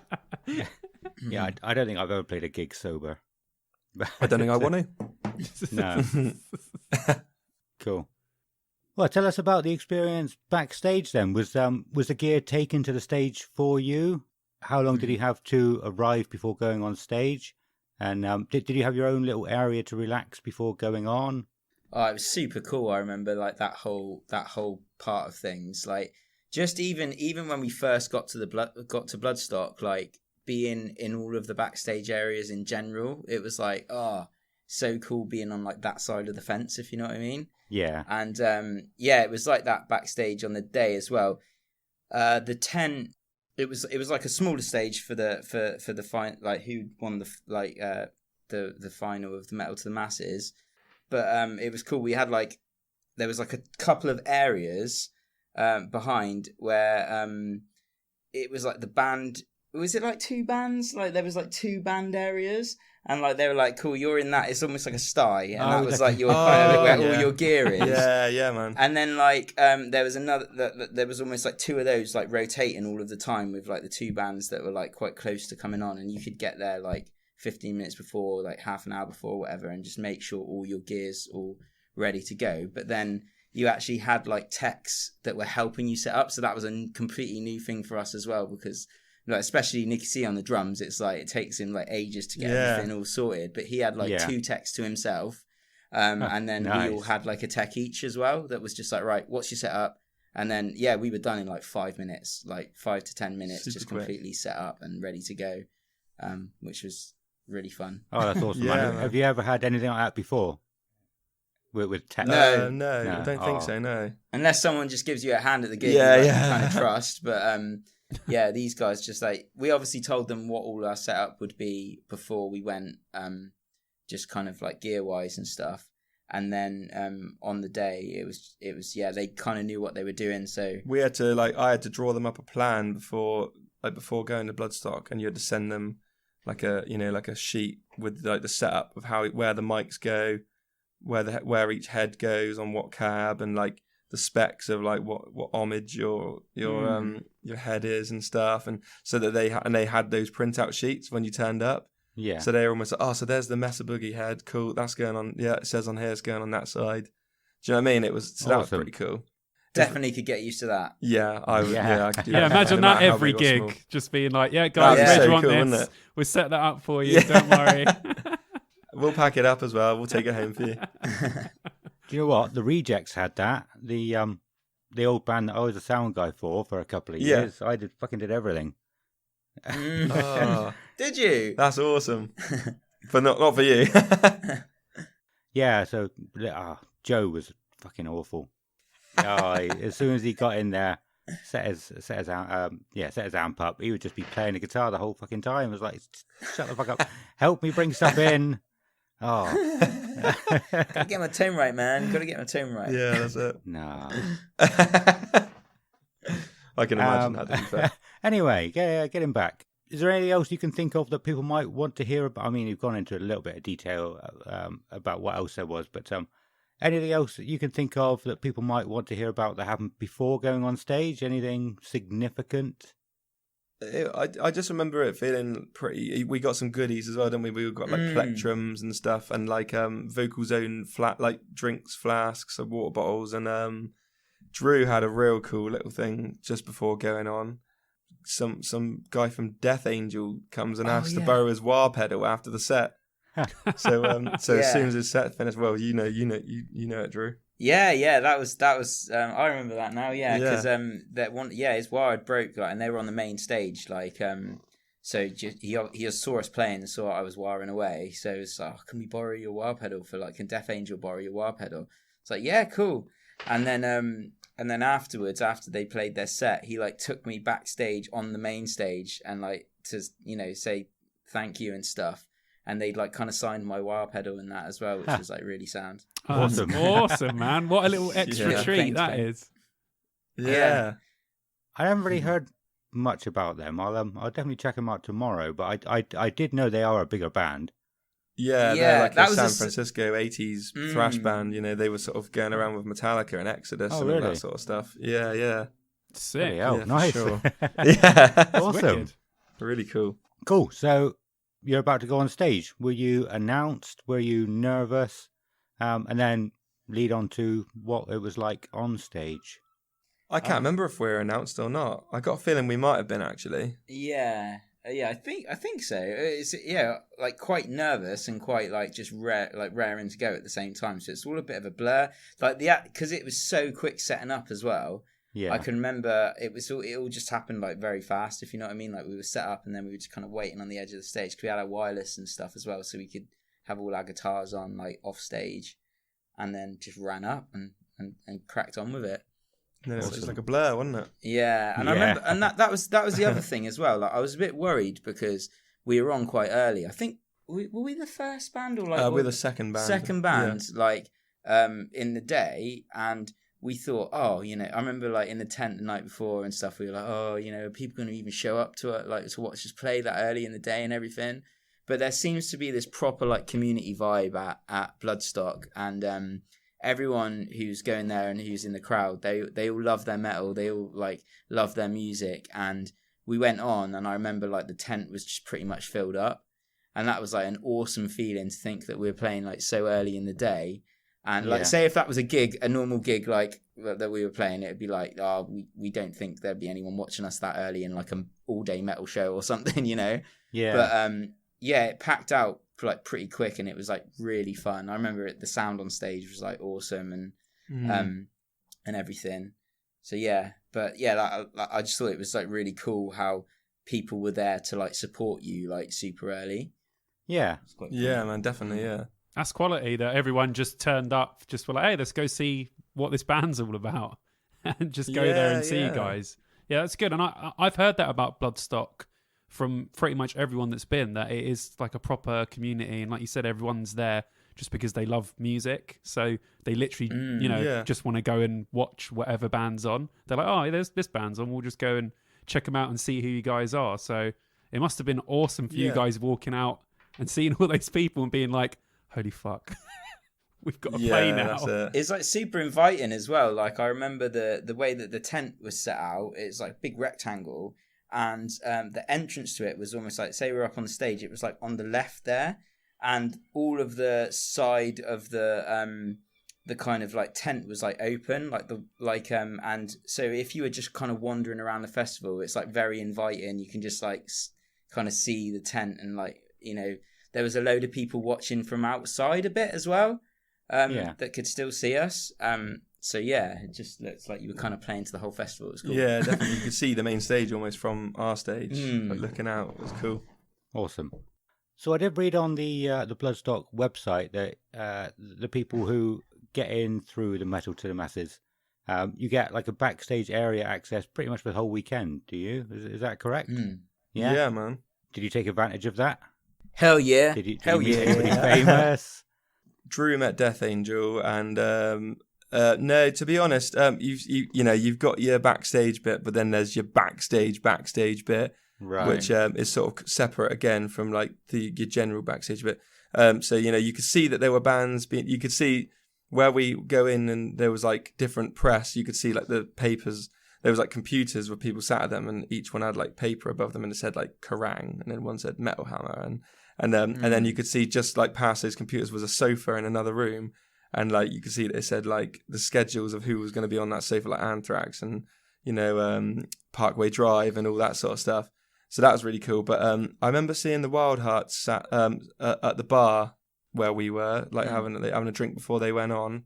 I wanted to go and say hello because I love the Wild Hearts, but I thought I'll leave it this time. I remember it being really cool as well. It was almost like that backstagey area. It was just an easier place to like get a drink and stuff. So like than the main festival. So if we were like mostly in the main festival, really like watching bands and having a good time. But if we wanted to like chill out or just have a bit of a beer, it was just a quicker, like easier way or to breakfast. It was always breakfast. Yeah, that was good. They had a good little breakfast bar in there. Yeah, Awesome. So that was cool.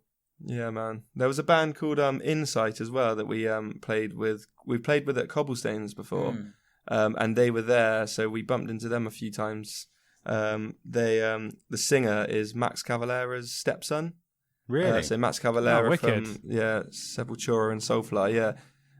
So we played with them at Cobblestones about a year before Bloodstock, and then they were there, and they were sort of mingling about as well. We'd see them a lot, and then we played with them after their set in Cobblestones again on the Monday after Bloodstock with Cancer Bats, because Cancer Bats and Insight were playing at Bloodstock, and so were we. So we all played this Bloodstock show, and then we all came to Bridgewater to play. Yeah. So that was pretty Wicked. cool. Yeah. Yeah, that was really cool. I've got tons of friends who are obsessed with Cancer Bats. They absolutely Oh, really? love Oh, them. nice. Yes. Yeah, they're cool. Some of They're my cool. friends just fucking go crazy for that band, man. We ended up having a Domino's pizza with the guitarist in Bridgewater at like 1 a.m. after our set. Like he followed us in, and we were all sat at the table, weren't we? So he just came and sat with us. He was so sound. He's one of the nicest guys I've ever met. Actually, Yeah. guitarist. Just talking about our band and talking about his band and how he was going to have paternity leave soon because he was having a kid, and yeah, he was real cool. Yeah, Awesome. super humble guy. Sweet. And Yeah. I remember him saying that he was like going away to do like a the next day was doing like a guitar tuition thing, like for Total Guitar or something, and it was like, wow, that's just so cool. So cool. Yeah. I'm going to work. Yeah. I'm going to not stop the interview. I'm going to come away from the interview quickly here. Our guest Adam last week said that he loves climbing trees, and he's climbed a tree like 1.5 times higher than the house or something like that. Really? What's the highest tree you've climbed, Josh? Probably the same, but I don't. It doesn't mean I like it. I don't like doing it. So Josh is a tree surgeon, or was at least for a while. Have you gone back to it now? Or? Yeah, that's what I do. Yeah, Yeah. but I don't climb very often. If I'm honest, your friend Adam's probably climbed more than me. Yeah. In recent times. No, it was just a funny thought I had a couple of days ago, like listening back to the last episode, and I thought, hang on, we got Josh coming on who does the same pretty much. What's going on? Next week you got your work cut out for you. We need to find more guests who like climbing trees Or hugging them. or hugging them. Sorry, I just had to have that little aside. No, that's cool. You talked about the press area and the sofa. So I want to go a bit inception here and ask in an interview about another interview. So you had an interview at Bloodstock, didn't you? Yeah. I'm sure people know the kind of interviews you have when you're there. Like usually it's outside, isn't it? And like you got to present. Yeah, man. But I thought that was also very cool. Seeing that you guys were having a proper interview like that you get at festivals. So yeah, how was it? It was cool. It was one of those where it was quite nervy. Before it was all booked in before we went. The guy got in contact with us and said, can I slot you in into a time? So we sort of always knew we had it coming up. Yeah. Unfortunately, it was the same time as Soulfly were playing on the main stage. Oh, no. So we caught one song by them, and then we had to head round to the backstage bit. And I remember we were all really nervous, but Nicky C, our drummer, he was on one that day, wasn't he? I think he was buzzing from the gig still, and he was like, "Do you know what? I'm taking this." Awesome. So I was like, cool, yeah, I'll go with you and we'll do that. Cool. So yeah, it was pretty cool, really. Yeah, I'm looking forward to when you're next interviewed about being interviewed on Dear About an Download interview. about being interviewed at Bloodstock. That would be That's going to that'll blow be my the next mind. one. Yep. I don't think the world's ready for that yet. No. Well, that's pretty much all the questions I had actually written down. Simon, did you have any more? Anything you thought of as we've been talking? I do have one question, because what we were asking Adam last week was the same thing that it has for Download that it does for Bloodstock. Did you guys see like an upturn in people listening to you, or any sort of buzz around the band after you played? Did it kind of, because we say it's great for bands to play these festivals, and I know personally for you it's worth playing the festival, but as a band trying to get further in the music industry, is there actually any point in playing these festivals? Does it actually do anything for the band? I'd say so, yeah. I remember on the last, after we played, there was a few times where we were sort of walking around and people would literally come up to us with our EP and say, "Can you sign this?" That was cool. Awesome. And saying they liked the set. And then at the end of the weekend when we had to go and pick up our merch from the like the official sort of merch stand, we had, there was quite a few things that were sold, and like t-shirts as well as CDs. And there was, I remember, a good few more listens on, all your, digital stuff. And also, I remember later on in the year we ended up playing a couple of shows, random ones one in Bournemouth, and I think one in Southampton as well. And I remember specifically the Bournemouth one. The band were from Derby, and I said, "Oh, how did you? Why did you ask us to play with you?" And they said, "Oh, well, the place we usually play, the venue, the sound man is the sound man from Bloodstock, and he said that you should definitely check these guys out." And he forwarded our Facebook page on to this band, so it's good. Awesome. That, the sound man from Bloodstock's also a sound man at a local venue that's talking to bands and a bit of a network. And from Derby to Bournemouth, that's a really cool, cool thing. Yeah. That's awesome. We were sort of on a bit of a wicked. buzz, I remember, as well around that time, and we played all these gigs around that sort of time. We were still buzzing from Bloodstock, and then we ended up, like, for the first time ever, we said, we're gonna pack it in for a bit, it's Christmas and all that, have like a month where we're not doing anything, and then we're gonna fire it back up, and we're gonna do we had 5 or 6 good gigs booked in for early 2020, and then we did one and they were all cancelled then because of the COVID thing. So it was a shame, because we were sort of on that buzz at that point. Yeah, so that's good. Yeah. That means it's a yes, because it affected you Yeah. guys, down the road, which is exactly what we wanted, really, just to see if it did do that. Because it's interesting, like we were saying before, some bands play, it has zero effect, but obviously because you guys are good, people were like, "Yeah, man, do you know what?" And then you've got the bloody sound guy. If the sound guy's saying you're good, you have to be good. Yeah. So, Yeah. no, I'm glad. Yeah, that's fucking awesome.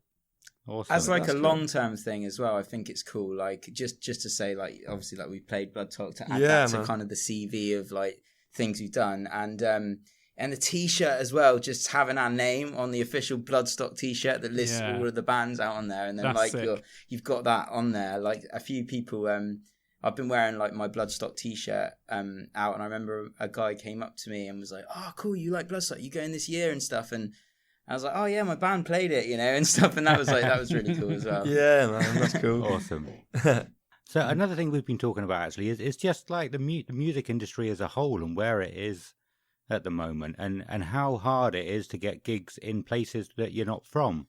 Obviously, you've touched upon being sort of asked to play a few other places, but do you find it hard getting places, even in we're pretty much halfway between Bristol and Exeter, aren't we?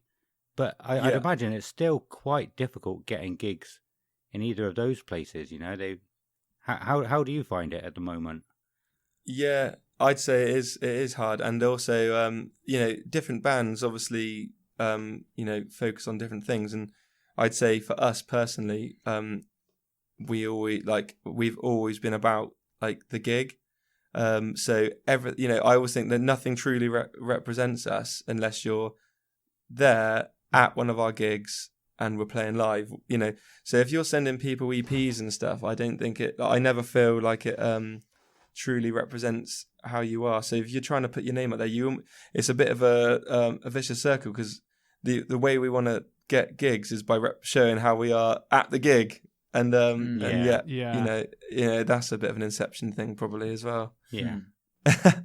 You know, we want to sort of show them to prove it so that we can get a gig, but in order to do that, we need a gig. Yeah, and it's like commitment thing as well. Like, it's even harder to get paid gigs. You know, like out like very far away, but that's so. Then you're on this thing of like you're going to be traveling like so far. You want at least your petrol covered and stuff, and motivation can lack sometimes when you know that's not going to happen, or you know, so you just got to be like fully committed to it. Like there are always gig opportunities, but then sometimes you got like everyone working and stuff as well, you know, like you've got to marry it all together, be like super committed and just go for it, I'd say as well. I remember we spoke to Kinesis years ago when we were like at their studio, and they were talking about like going all the way to Scotland. They're just like, yeah, we'll just, if we get offered a gig in Scotland, like we'll just go there. And I remember thinking like, would I do that for free? Like, you know. Yeah, that's it, man. It's always a toughie, but if you love it, you'll do it, you know. Yeah. Cool. Yeah, definitely, man. Well, I mean, this probably should have been one of the first questions I asked, because we are a podcast primarily about Download Festival. I've never actually been to Bloodstock. How would you compare Bloodstock to Download? A lot smaller. I would almost describe Bloodstock as, you know, the second stage. Yeah. At Download. If you just cordoned that area off, that's Bloodstock. Okay. That's how I would sort of say. Like the stage is. I would almost say that if I didn't know any better, the second stage at Download is the main stage at Bloodstock. Like the same. It looks like the sort of same size, the same sort of sound. So yeah, if you were just to imagine, if you just cut off that corner, it would be Bloodstock. So a lot smaller, and yeah, it's a great vibe because it is and it's quite a family thing as well, isn't it? There's quite a lot of like people with their kids there as well, and full metalers that love it. You know? Yeah, definitely, yeah. It's really cool. I remember as well, like one of the things that I thought was awesome was the stage that we played. So the only bands that played the stage we were playing at Bloodstock were the winners of, I think that's right, isn't it? Like, they were the winners of the Metal to the Masses. So that was just awesome to just check out all of these new bands that that you know had like won their heat from wherever they were in the UK. And we were like camped by a few other guys like from the other bands and stuff. And yeah, that was a whole. It's really great what Bloodstock do, where they bring that kind of UK talent into the festival in that way. Yeah, I like that. Yeah. And that's the whole other vibe thing as well, you know. Yeah, really yeah, cool. definitely so. Yeah, so I think it's called the Hobgoblin New Blood stage. Yeah, I do quite like drinking Hobgoblin, but after watching you last night, I'm gonna drink more Hobgoblin going forward. They're doing a good thing there by sponsoring that stage. Definitely, man. Yeah. Are you guys going this year to Bloodstock or? No, unfortunately not. No, I'd like to, but no, I didn't buy a ticket and it's sold out. And I think another year of saving, maybe we might be on the cards first and have a bit more disposable income. It's always next year, I suppose. Yeah, that's all. That's it, exactly it. There's always next year. I'm going to Hellfest next year. Are you gonna do Metal to the Masses again? You're not allowed. Once you've done it once, that's it. You're sort of you can't enter again. Really? Okay. Yeah. Okay. Yeah. So if you've once you've done it, Simon knows who you are. You've got contact. In fact, I did actually get in touch this year about playing because I want now I've got his email address and he knows who we are. So I asked if there was a slot, could we play again this year? But he got back and he said it's definitely something that you'd consider. But he said that there was unprecedented amount of people applying, asking the same thing this year from previous festivals because no one's had a gig in so long. Everyone wants to get out and play. True. Do you know what I mean? Yeah, true. So yeah, he said it was, and they're trying to fill slots this year with British bands because so they need more British bands to play because the whole quarantine thing. So yeah, more people are asking to play, and he said if I don't get back to you this year, just try again next year. So that's cool. That's good. So at some point you could still get a slot on another year. Like next year, like you said, Yeah, you might man. go, can we play? And he goes, yeah, all right, we got a slot for you. Sweet. Yeah, that'd be cool. And yeah, possibly so. Yeah, and there's definitely been bands in the past that have done that exact thing. They've played the new Blood stage, and then the second year they played the Sophie Lancaster stage, which is the one up. And then the next year on, maybe they're like one band opened up the main stage. Then the year I went in 2016, I think it might have been, or 2015. Nice. Yeah, 2016 I went, and they were the openers on the main stage, and they just won the new Blood stage a couple of years ago. That's cool, So that's man. At pretty least there's some sort of like progression with their festival, which I like. They try and get bands. Definitely so. Because I know people say, obviously Download's a huge festival, but if you look at the bands that are now playing the main stage, 10, 15 years ago, they were playing on the third stage or the smaller stage. Definitely So these British festivals do try as hard as they can with British bands to get them to, go up as much as they can, really. I think so, yeah. Yeah. And it's the same, on that big scale as it is on small scales. And if you're friendly with the promoter and you turn up and you play your gigs and you do well, then they're always going to remember you, aren't they? Just because it's a bigger festival, they'll still always remember if you did a good show and if you were courteous when you were there, and yeah, exactly. Everything about everything about your mannerisms and everything. That's why you got to be nice to everyone. You can't go around just being an absolute dick because they're going to be like, right, well, we're not inviting them back again. Yeah, exactly, man. Yeah, who the hell are they? Yeah, man. Awesome. Well, we do this every time. I could keep talking to you guys for hours, but we've got to add our own section to this bit as well. We've been going for over an hour now, so we should probably start to wrap it up. Fuck off, Norton. You don't stop doing stuff in the background. So we're going to have campsite fuckery follow on from this, which I would ask you guys. You might not have a story, but you might have something that you can say for us. We always ask for a funny or strange story that you might have seen or heard at Download Festival. But so before we get into campsite fuckery, do you have any final thoughts or any shout outs you want to give? Hail Satan. And that's probably about it, isn't it, really? What about where can people find your stuff? Where are you guys on YouTube and Spotify and all that stuff? So we're all on we're on Spotify and Apple Music and Deezer and whatever else, other digital platforms are going on now, Amazon Music, Facebook, Instagram, and that's sort of in all the usual places you'd find us. If you're still into your physical stuff, we've got a Big Cartel page as well, which is if you go to our Facebook page, you can find that right at the top of the page. You can pick up some long sleeve tees and some EPs as well. And for the future, really, we're just gonna we're gonna get some gigs booked up, hopefully for the second part of this year, and just do some writing, really, and try and get something recorded for next year. Awesome. Yeah, just search Death by Kai with a K-I. Yeah. Awesome. That's it. Have you got any gigs booked in at the moment that people can come along to watch you? No, we haven't. We've got a private show we're doing next week, but apart from that, there's nothing booked in. But we're always open. So if you're listening and you fancy booking us out of town as well, that'd be cool. Yeah. Yeah. Awesome. Even in Scotland. In Scotland. Yeah. Oh, you made your mind up on that one, did you? Yeah. Cool. Well, let's get into campsite fuckery then. Like I said, this is a section where we like to ask people if you've got any strange or funny stories from Download Festival usually, but it could be any festival. We extend it to you guys listening as well. If you have any funny or strange stories, write into us. I'll go over all the ways you can get in contact with us at the end of the show. Josh, you said you might have a story for us for campsite fuckery this week. Yeah, man. Yeah, a few years back, a Download. One of my best mates. He was always a bit of a party animal. Let's say that. always the one to outstay everyone else and out party. And it had been a long weekend at Download. You know how it feels when it gets to the Saturday night.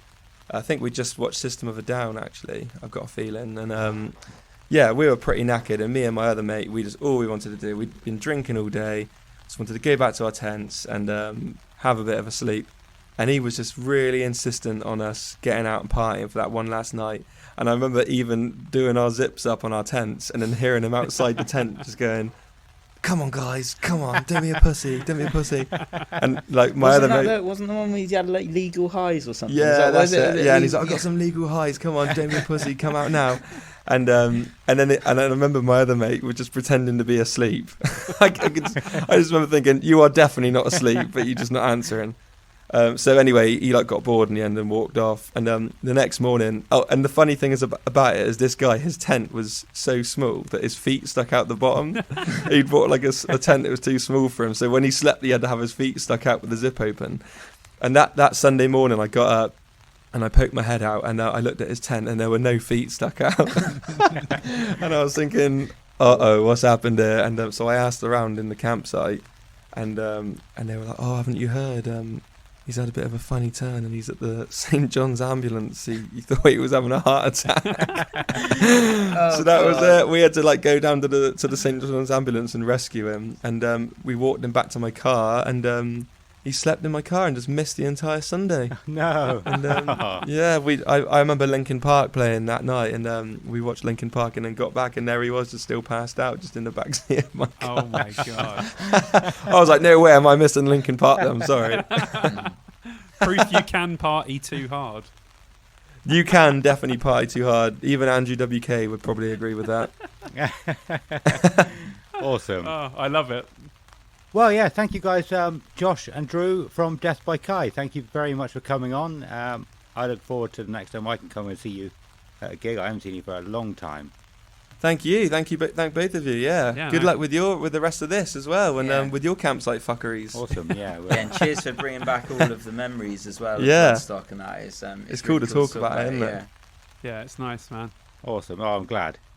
So the good thing about when we get stories from other people, we do actually have a story, or a couple of stories from Michaela. Actually, she's written in to the Facebook page, and that was the whole point of this section. Once we start getting more and more in, we won't have to give our own. Once we've got like 2, 3, maybe 4 per episode, then we won't even be giving our own anymore, which would be nice. Yeah. But I mean, I've definitely got one. We do actually have a couple from a friend of mine as well. One of them I've sort of touched on before. It's from Michaela Fitzgerald, and she says, "My first year, 2006, I remember walking to the arena with Adam and a friend named Dave to watch Soulfly. They must have heard a band or something and ran off in excitement. I kept walking, thinking, how hard will it be to find them? Dave's in a bright yellow t-shirt." Can you guess what that bright yellow t-shirt was? Soulfly. It's related to Soulfly. Oh, so it would have been the Brazil shirt. Yeah, there we go. Yeah. And she says, "I walked through to the arena. Oh crap. Needless to say, I spent the following few hours alone." So I assume she means like she didn't realise how many people was going to be there. And she thought it'd be easy to find. It was just a small gig. But yeah. And probably how many people were wearing Brazil shirts as well. Yeah, good point. Yeah. Because I had one of those. I had the Soulfly version of the Brazil shirt. Okay. So it was the Brazil colours, with the green collar and the yellow. Yeah. And then it had the Soulfly symbol as the badge. Right. And on the back it said Soulfly. So Cool. they've done their own versions of them. Yeah, so I wish I still had that. I don't know what happened to it. Yeah, I chucked it away like an idiot, probably. Yeah. That might have been the one that Dave had, actually. Yeah. Yeah. And she also says, this is the one that I've sort of touched on before, but she probably goes into a little bit more detail. Potentially the same year, sharing a tent with Adam and a friend Tom. I don't remember that. All my spirits. Maybe she's not on about me. I think I definitely didn't share a tent with her that year, did I? I can't remember. I can't remember, Mick. Do you mean me or do you mean another Adam? All my spirits were decanted into 2-litre pop bottles. I had scribbled out lemonade and wrote what spirits were in them. We're all sat outside the tents, feeling a bit delicate after a late night. Tom emerges, spitting out liquid. He'd woke up hanging and needed water. Took what he thought was a bottle of water and had a swig. A nice mouthful of Archer's peach schnapps to start the day. Yeah, he did. He took a big swig. Like, Oh man, that's the worst. yeah. That happens a lot because it's like when we spoke to Leader last week. If you haven't listened to the podcast last week, go and check it out. Leader talks about mistaking Savlon for toothpaste. Yeah. So I think when you're slightly hungover and you see something, your brain automatically thinks it's that thing. Yeah. So it's probably happened Yeah. a hell of a lot of times. Yeah. That reminded me actually of another. It was a very, very early memory. It must have been 2004, 2005. We had a friend come with us, Adrian Krang, and this is going off of also what Adam Leader was saying, where basically anything goes. And it was one of the first times I realised that. Like it was a guy named Adrian Krang, or Holston, we used to call him. From this month, we mostly call him a Holston Pills by another name. Adrian. So he was always known as Holston because of that. And Nice. he's disappeared. He just disappeared off the face of the earth about 18 years ago. No, I got me 18. 15 years ago. I have no idea where he is. I tried looking for him wow. the other day. Couldn't see him on anything, but I'm gutted. I miss him. But yeah, he just one morning he just decides, he gets his toothbrush out and the toothpaste, and he's like, I'm going to brush my teeth with Carling. And so you know when you pour water over the toothpaste, he's Yeah, like, yeah. I'm pouring Carling over this, and then brushing my that teeth must with have it. been horrible. But like I said, that was one of the first times it sort of hit. It's like, you can do whatever you want here. It's like, Yeah. there's no rules. It's awesome. It's true. As long as you're not like hitting anyone, you can pretty much do whatever you want. It really is Yeah. such a great, like, if you're listening to this and you've never been to a festival before, it is such a strange feeling to be you feel like you're enclosed in your own little world, and you can stand up, you can shout an F word, you could start bullet naked through the thing. Yeah. Most people will not bat an eyelid at any of these things, which is such a strange feeling to have because there's so much weird stuff going on. You don't even notice some of the weird stuff that's going on, No. which is crazy. So if you ever do go to a festival or you're going for the first time this year, you will witness some things and you'll be like, what is happening? That is normally just standard for a British festival. Yeah. So it's great, isn't it? It's so much fun. Yeah, it's so good. I actually, but one of my first thoughts were for the first episode was just to call it Anything Goes and talk about all the random shit that you could do, because I was going to talk about Duncan. I've told you about him before. He was a double-ended dildo that my friend took. Basically, Yeah. he put it in his wife's luggage, hoping she would get stopped and at security and they'd find it. They didn't, but yeah, he was just hanging around all weekend, just being swung around like it was like a fidget toy for most people, just swinging it around. I took it to the dog house one night. I was just swinging it in the air whilst dancing. And it was fun. Like, people was like, "Yeah, that's amazing." Not, "What the fuck are you doing with that double-ended dildo?" Yeah. The people loved It's it. true, though. Yeah. You walk past people like that. Like, if I was to walk past you, I probably wouldn't even bat an eye. I'd look and go, "Ha, dildo." Yeah. But I wouldn't, like in normal society, that's frowned upon. Yeah. But at a festival, it's totally fine. Yeah. We also had a murder hole that year. It wasn't hot oil. It was Duncan.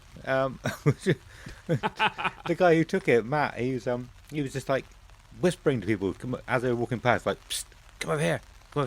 And as they get closer to the tent, just shove it out of the hole in the tent in their face.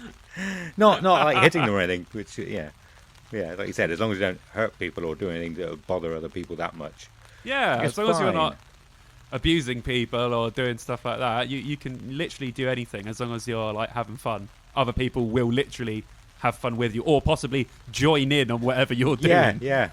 Which is fantastic. It's a great place to meet new insane. If you think you've seen the craziest people, you have not seen the craziest people until you've been to a festival. No. Then you will witness what crazy really is. Yeah. I did actually have. I mean, that's two memories that I didn't have written down again. Like you said, they just come back to you when we're doing it. It's awesome. Yeah. But the one I did have written down was about Fred Durst. Actually, you spoke about it a bit earlier with his new look, Yeah. his old man look, and me and a friend, it must be going back at least 10 years. We were trying to come up with, we were trying to sort of normalize their songs back then. So we came up with 3, and I can't remember what the third one was, but we had Take a Book Around, Just Give Me Something to Rake, and I can't remember what the third one was. But now I really wish I was good with Photoshop, because I could put them into use now with his new look, because they would be perfect for that. But people are saying that their strategy for getting eyes on them and for their new album come out has been insane, because they've become a meme sensation just from Fred Durst changing his look. Yeah. And then how weird is it that their new song's called Dad Vibes? Yeah. You know, like their sort of marketing. See, I didn't know that until you said it earlier. Yeah, what the new song was called. So they've become an absolute meme machine, and the eyes are on them more than ever now, which is great. You know, it's great to do that, and you can tell Fred Durst now. He they don't care. They're just having fun. Yeah, they literally just want to have fun. They're doing it for the crack. And they want to play live shows, and they want to have a laugh, which is excellent to see. So I'm loving it. But such a shame you didn't make all those memes back in the day, because you would have done it well before everyone else. Yeah. Oh, yeah. And it was like he got the idea from us. Give us some money. Yeah, he's stolen your money, thing. Please, Fred Durst. No. Yeah. No, that would be. That would have been awesome, actually. Yeah, that would have been cool. But that happens, isn't it? You have an idea, you got to get it out there, man. I have too many ideas. I know the first couple of episodes I said a couple of my ideas. I've got a couple more that are fantastic ideas, but I'm not going to say them today. You have to. No, don't, because someone will steal them. But well, I kind of hope somebody will, because I haven't got the willpower to put these into motion. Yeah. There was no, stop talking. We've been fucking recording for almost 2 hours again. I almost went off again then. Okay, yeah. Fucking hell. Yeah. Well, I think that's the end of Campsite Fuckery. Thank you to Michaela for sending yours in. Thank you for. Do we have any final thoughts? Not really. I'm just buzzing for Bloodstock, and like we said before, this is the pre-Bloodstock podcast, and we're going to do a post one, and we'll discuss everything that happened, and we'll talk bands, and we'll talk all sorts of stuff. But for now, just can't wait to go. And I'm very, very excited. Brand new experience. Can't wait. Yeah, awesome. And I'm hoping. I know this is a primarily download festival related podcast, but I'm kind of hoping that some people who exclusively go to Bloodstock might have a listen to this. So if you did and you enjoyed it, I hope you stick around, and I hope you tell your friends that we're just a couple of guys who like having fun, not just a couple of download festival suck-ups. Yeah, no. Two sellouts. No, I think... I hope you have an amazing weekend. Hopefully there's signal there this time, so we can keep in contact. Do you know what? When you said about no signal being at the pilot, I thought that's something that I've never really thought about before, that they must put something there to give signal to everybody. And I doubt many people would actually know that. Or realise it. I would have thought so, because I've never had any trouble with signal, but it wasn't just me. Obviously, I went with Alex and Vicky, and they both had the same thing. We both had no signal the whole time. So it was definitely, because obviously it wasn't a proper download, they hadn't put in the same infrastructure they would put in for something so big. Yeah. So I'm guessing that Bloodstock will have something there, or a tower close or whatever, but probably it can't be any worse than it was at the download pilot. So hopefully I can message you and send you pictures and shit, but we'll see what it's like when I get there. I might just be gone for 5 days, like off the face of the earth. So yeah, cool. But it does look amazing. Even if there's not many bands that I'd want to see, I'm sure there's been download festivals with less bands that I'd want to see than this Bloodstock that we've just spoken about, and I've still gone and had an amazing time. So I'm sure I would. Yeah, exactly. Yeah, it's not all about the bands, is it? It's about having fun with your friends as well. Cool. Yeah, I think it's probably about time to close it up then. So I just want to thank all of you for listening. It's been amazing again.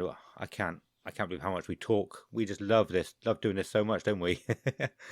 We do, man. This is like, I look forward to this. It's It's like two people getting therapy talking to each other. Yeah. Because this is all the stuff we want to talk to other people about, and they don't want to listen. So if you're listening to this, you're one of us where you want to listen to the crap that we talk. But yeah, we've had an amazing response to the episodes, like we were talking about before the show, and it's just been so cool. So Yeah. if people could keep sharing everything and interacting with us on social media and all that stuff, because it's been a blast and it just keeps getting better and better. So yeah, awesome. Definitely. And like you said, it's just nice to talk about music to somebody again. I haven't really talked. I haven't really spoken to anybody about much music for a long time now, and I'm sure there's lots of other people out there like me who would only talk about stuff like this at gigs or at festivals. You don't really talk in everyday life about music. I didn't for many years, like going back like 10 years as well. I didn't for a long time. So hopefully, there's people out there that will come and listen and feel like you're talking with us, or even phone into the show, or get in touch and come phone in. What is this, the 90s?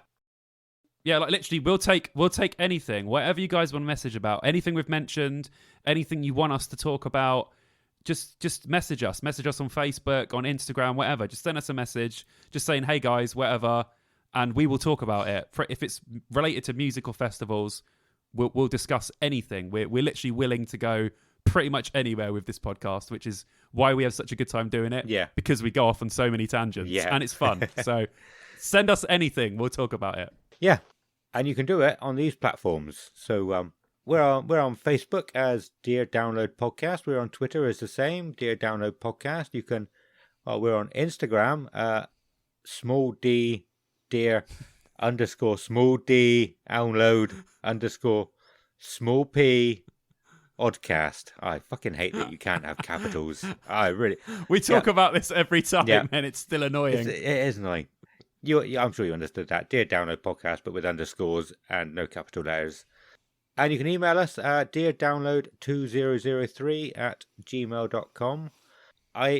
We spoke about being on YouTube, didn't we, a little while ago, and I still haven't done that yet, but we will be on YouTube very soon. Probably this coming week, I would say. Awesome. And hey, we're still growing, and there's a couple of things that you guys can do to help us. Telling your friends is by far the thing that you can do for us or any other podcast. You just covered this, didn't you? But this is what, liking, sharing, and interacting with us on social media does absolutely loads. It just spreads us to the people that you know, and they might want to come and listen, and they might enjoy it. And we need to say a massive thank you to those who have already done that. Like you said, a lot of people have been sharing and everything, and it's really helping us out, getting the word out there and getting this on people, because unfortunately some pages won't let us post the podcast, even though it's about the thing that the page is about. But we won't go into that now. Download. Yeah. Because we can't do any self-promotion, apparently, for a show that's about download. Fuck off.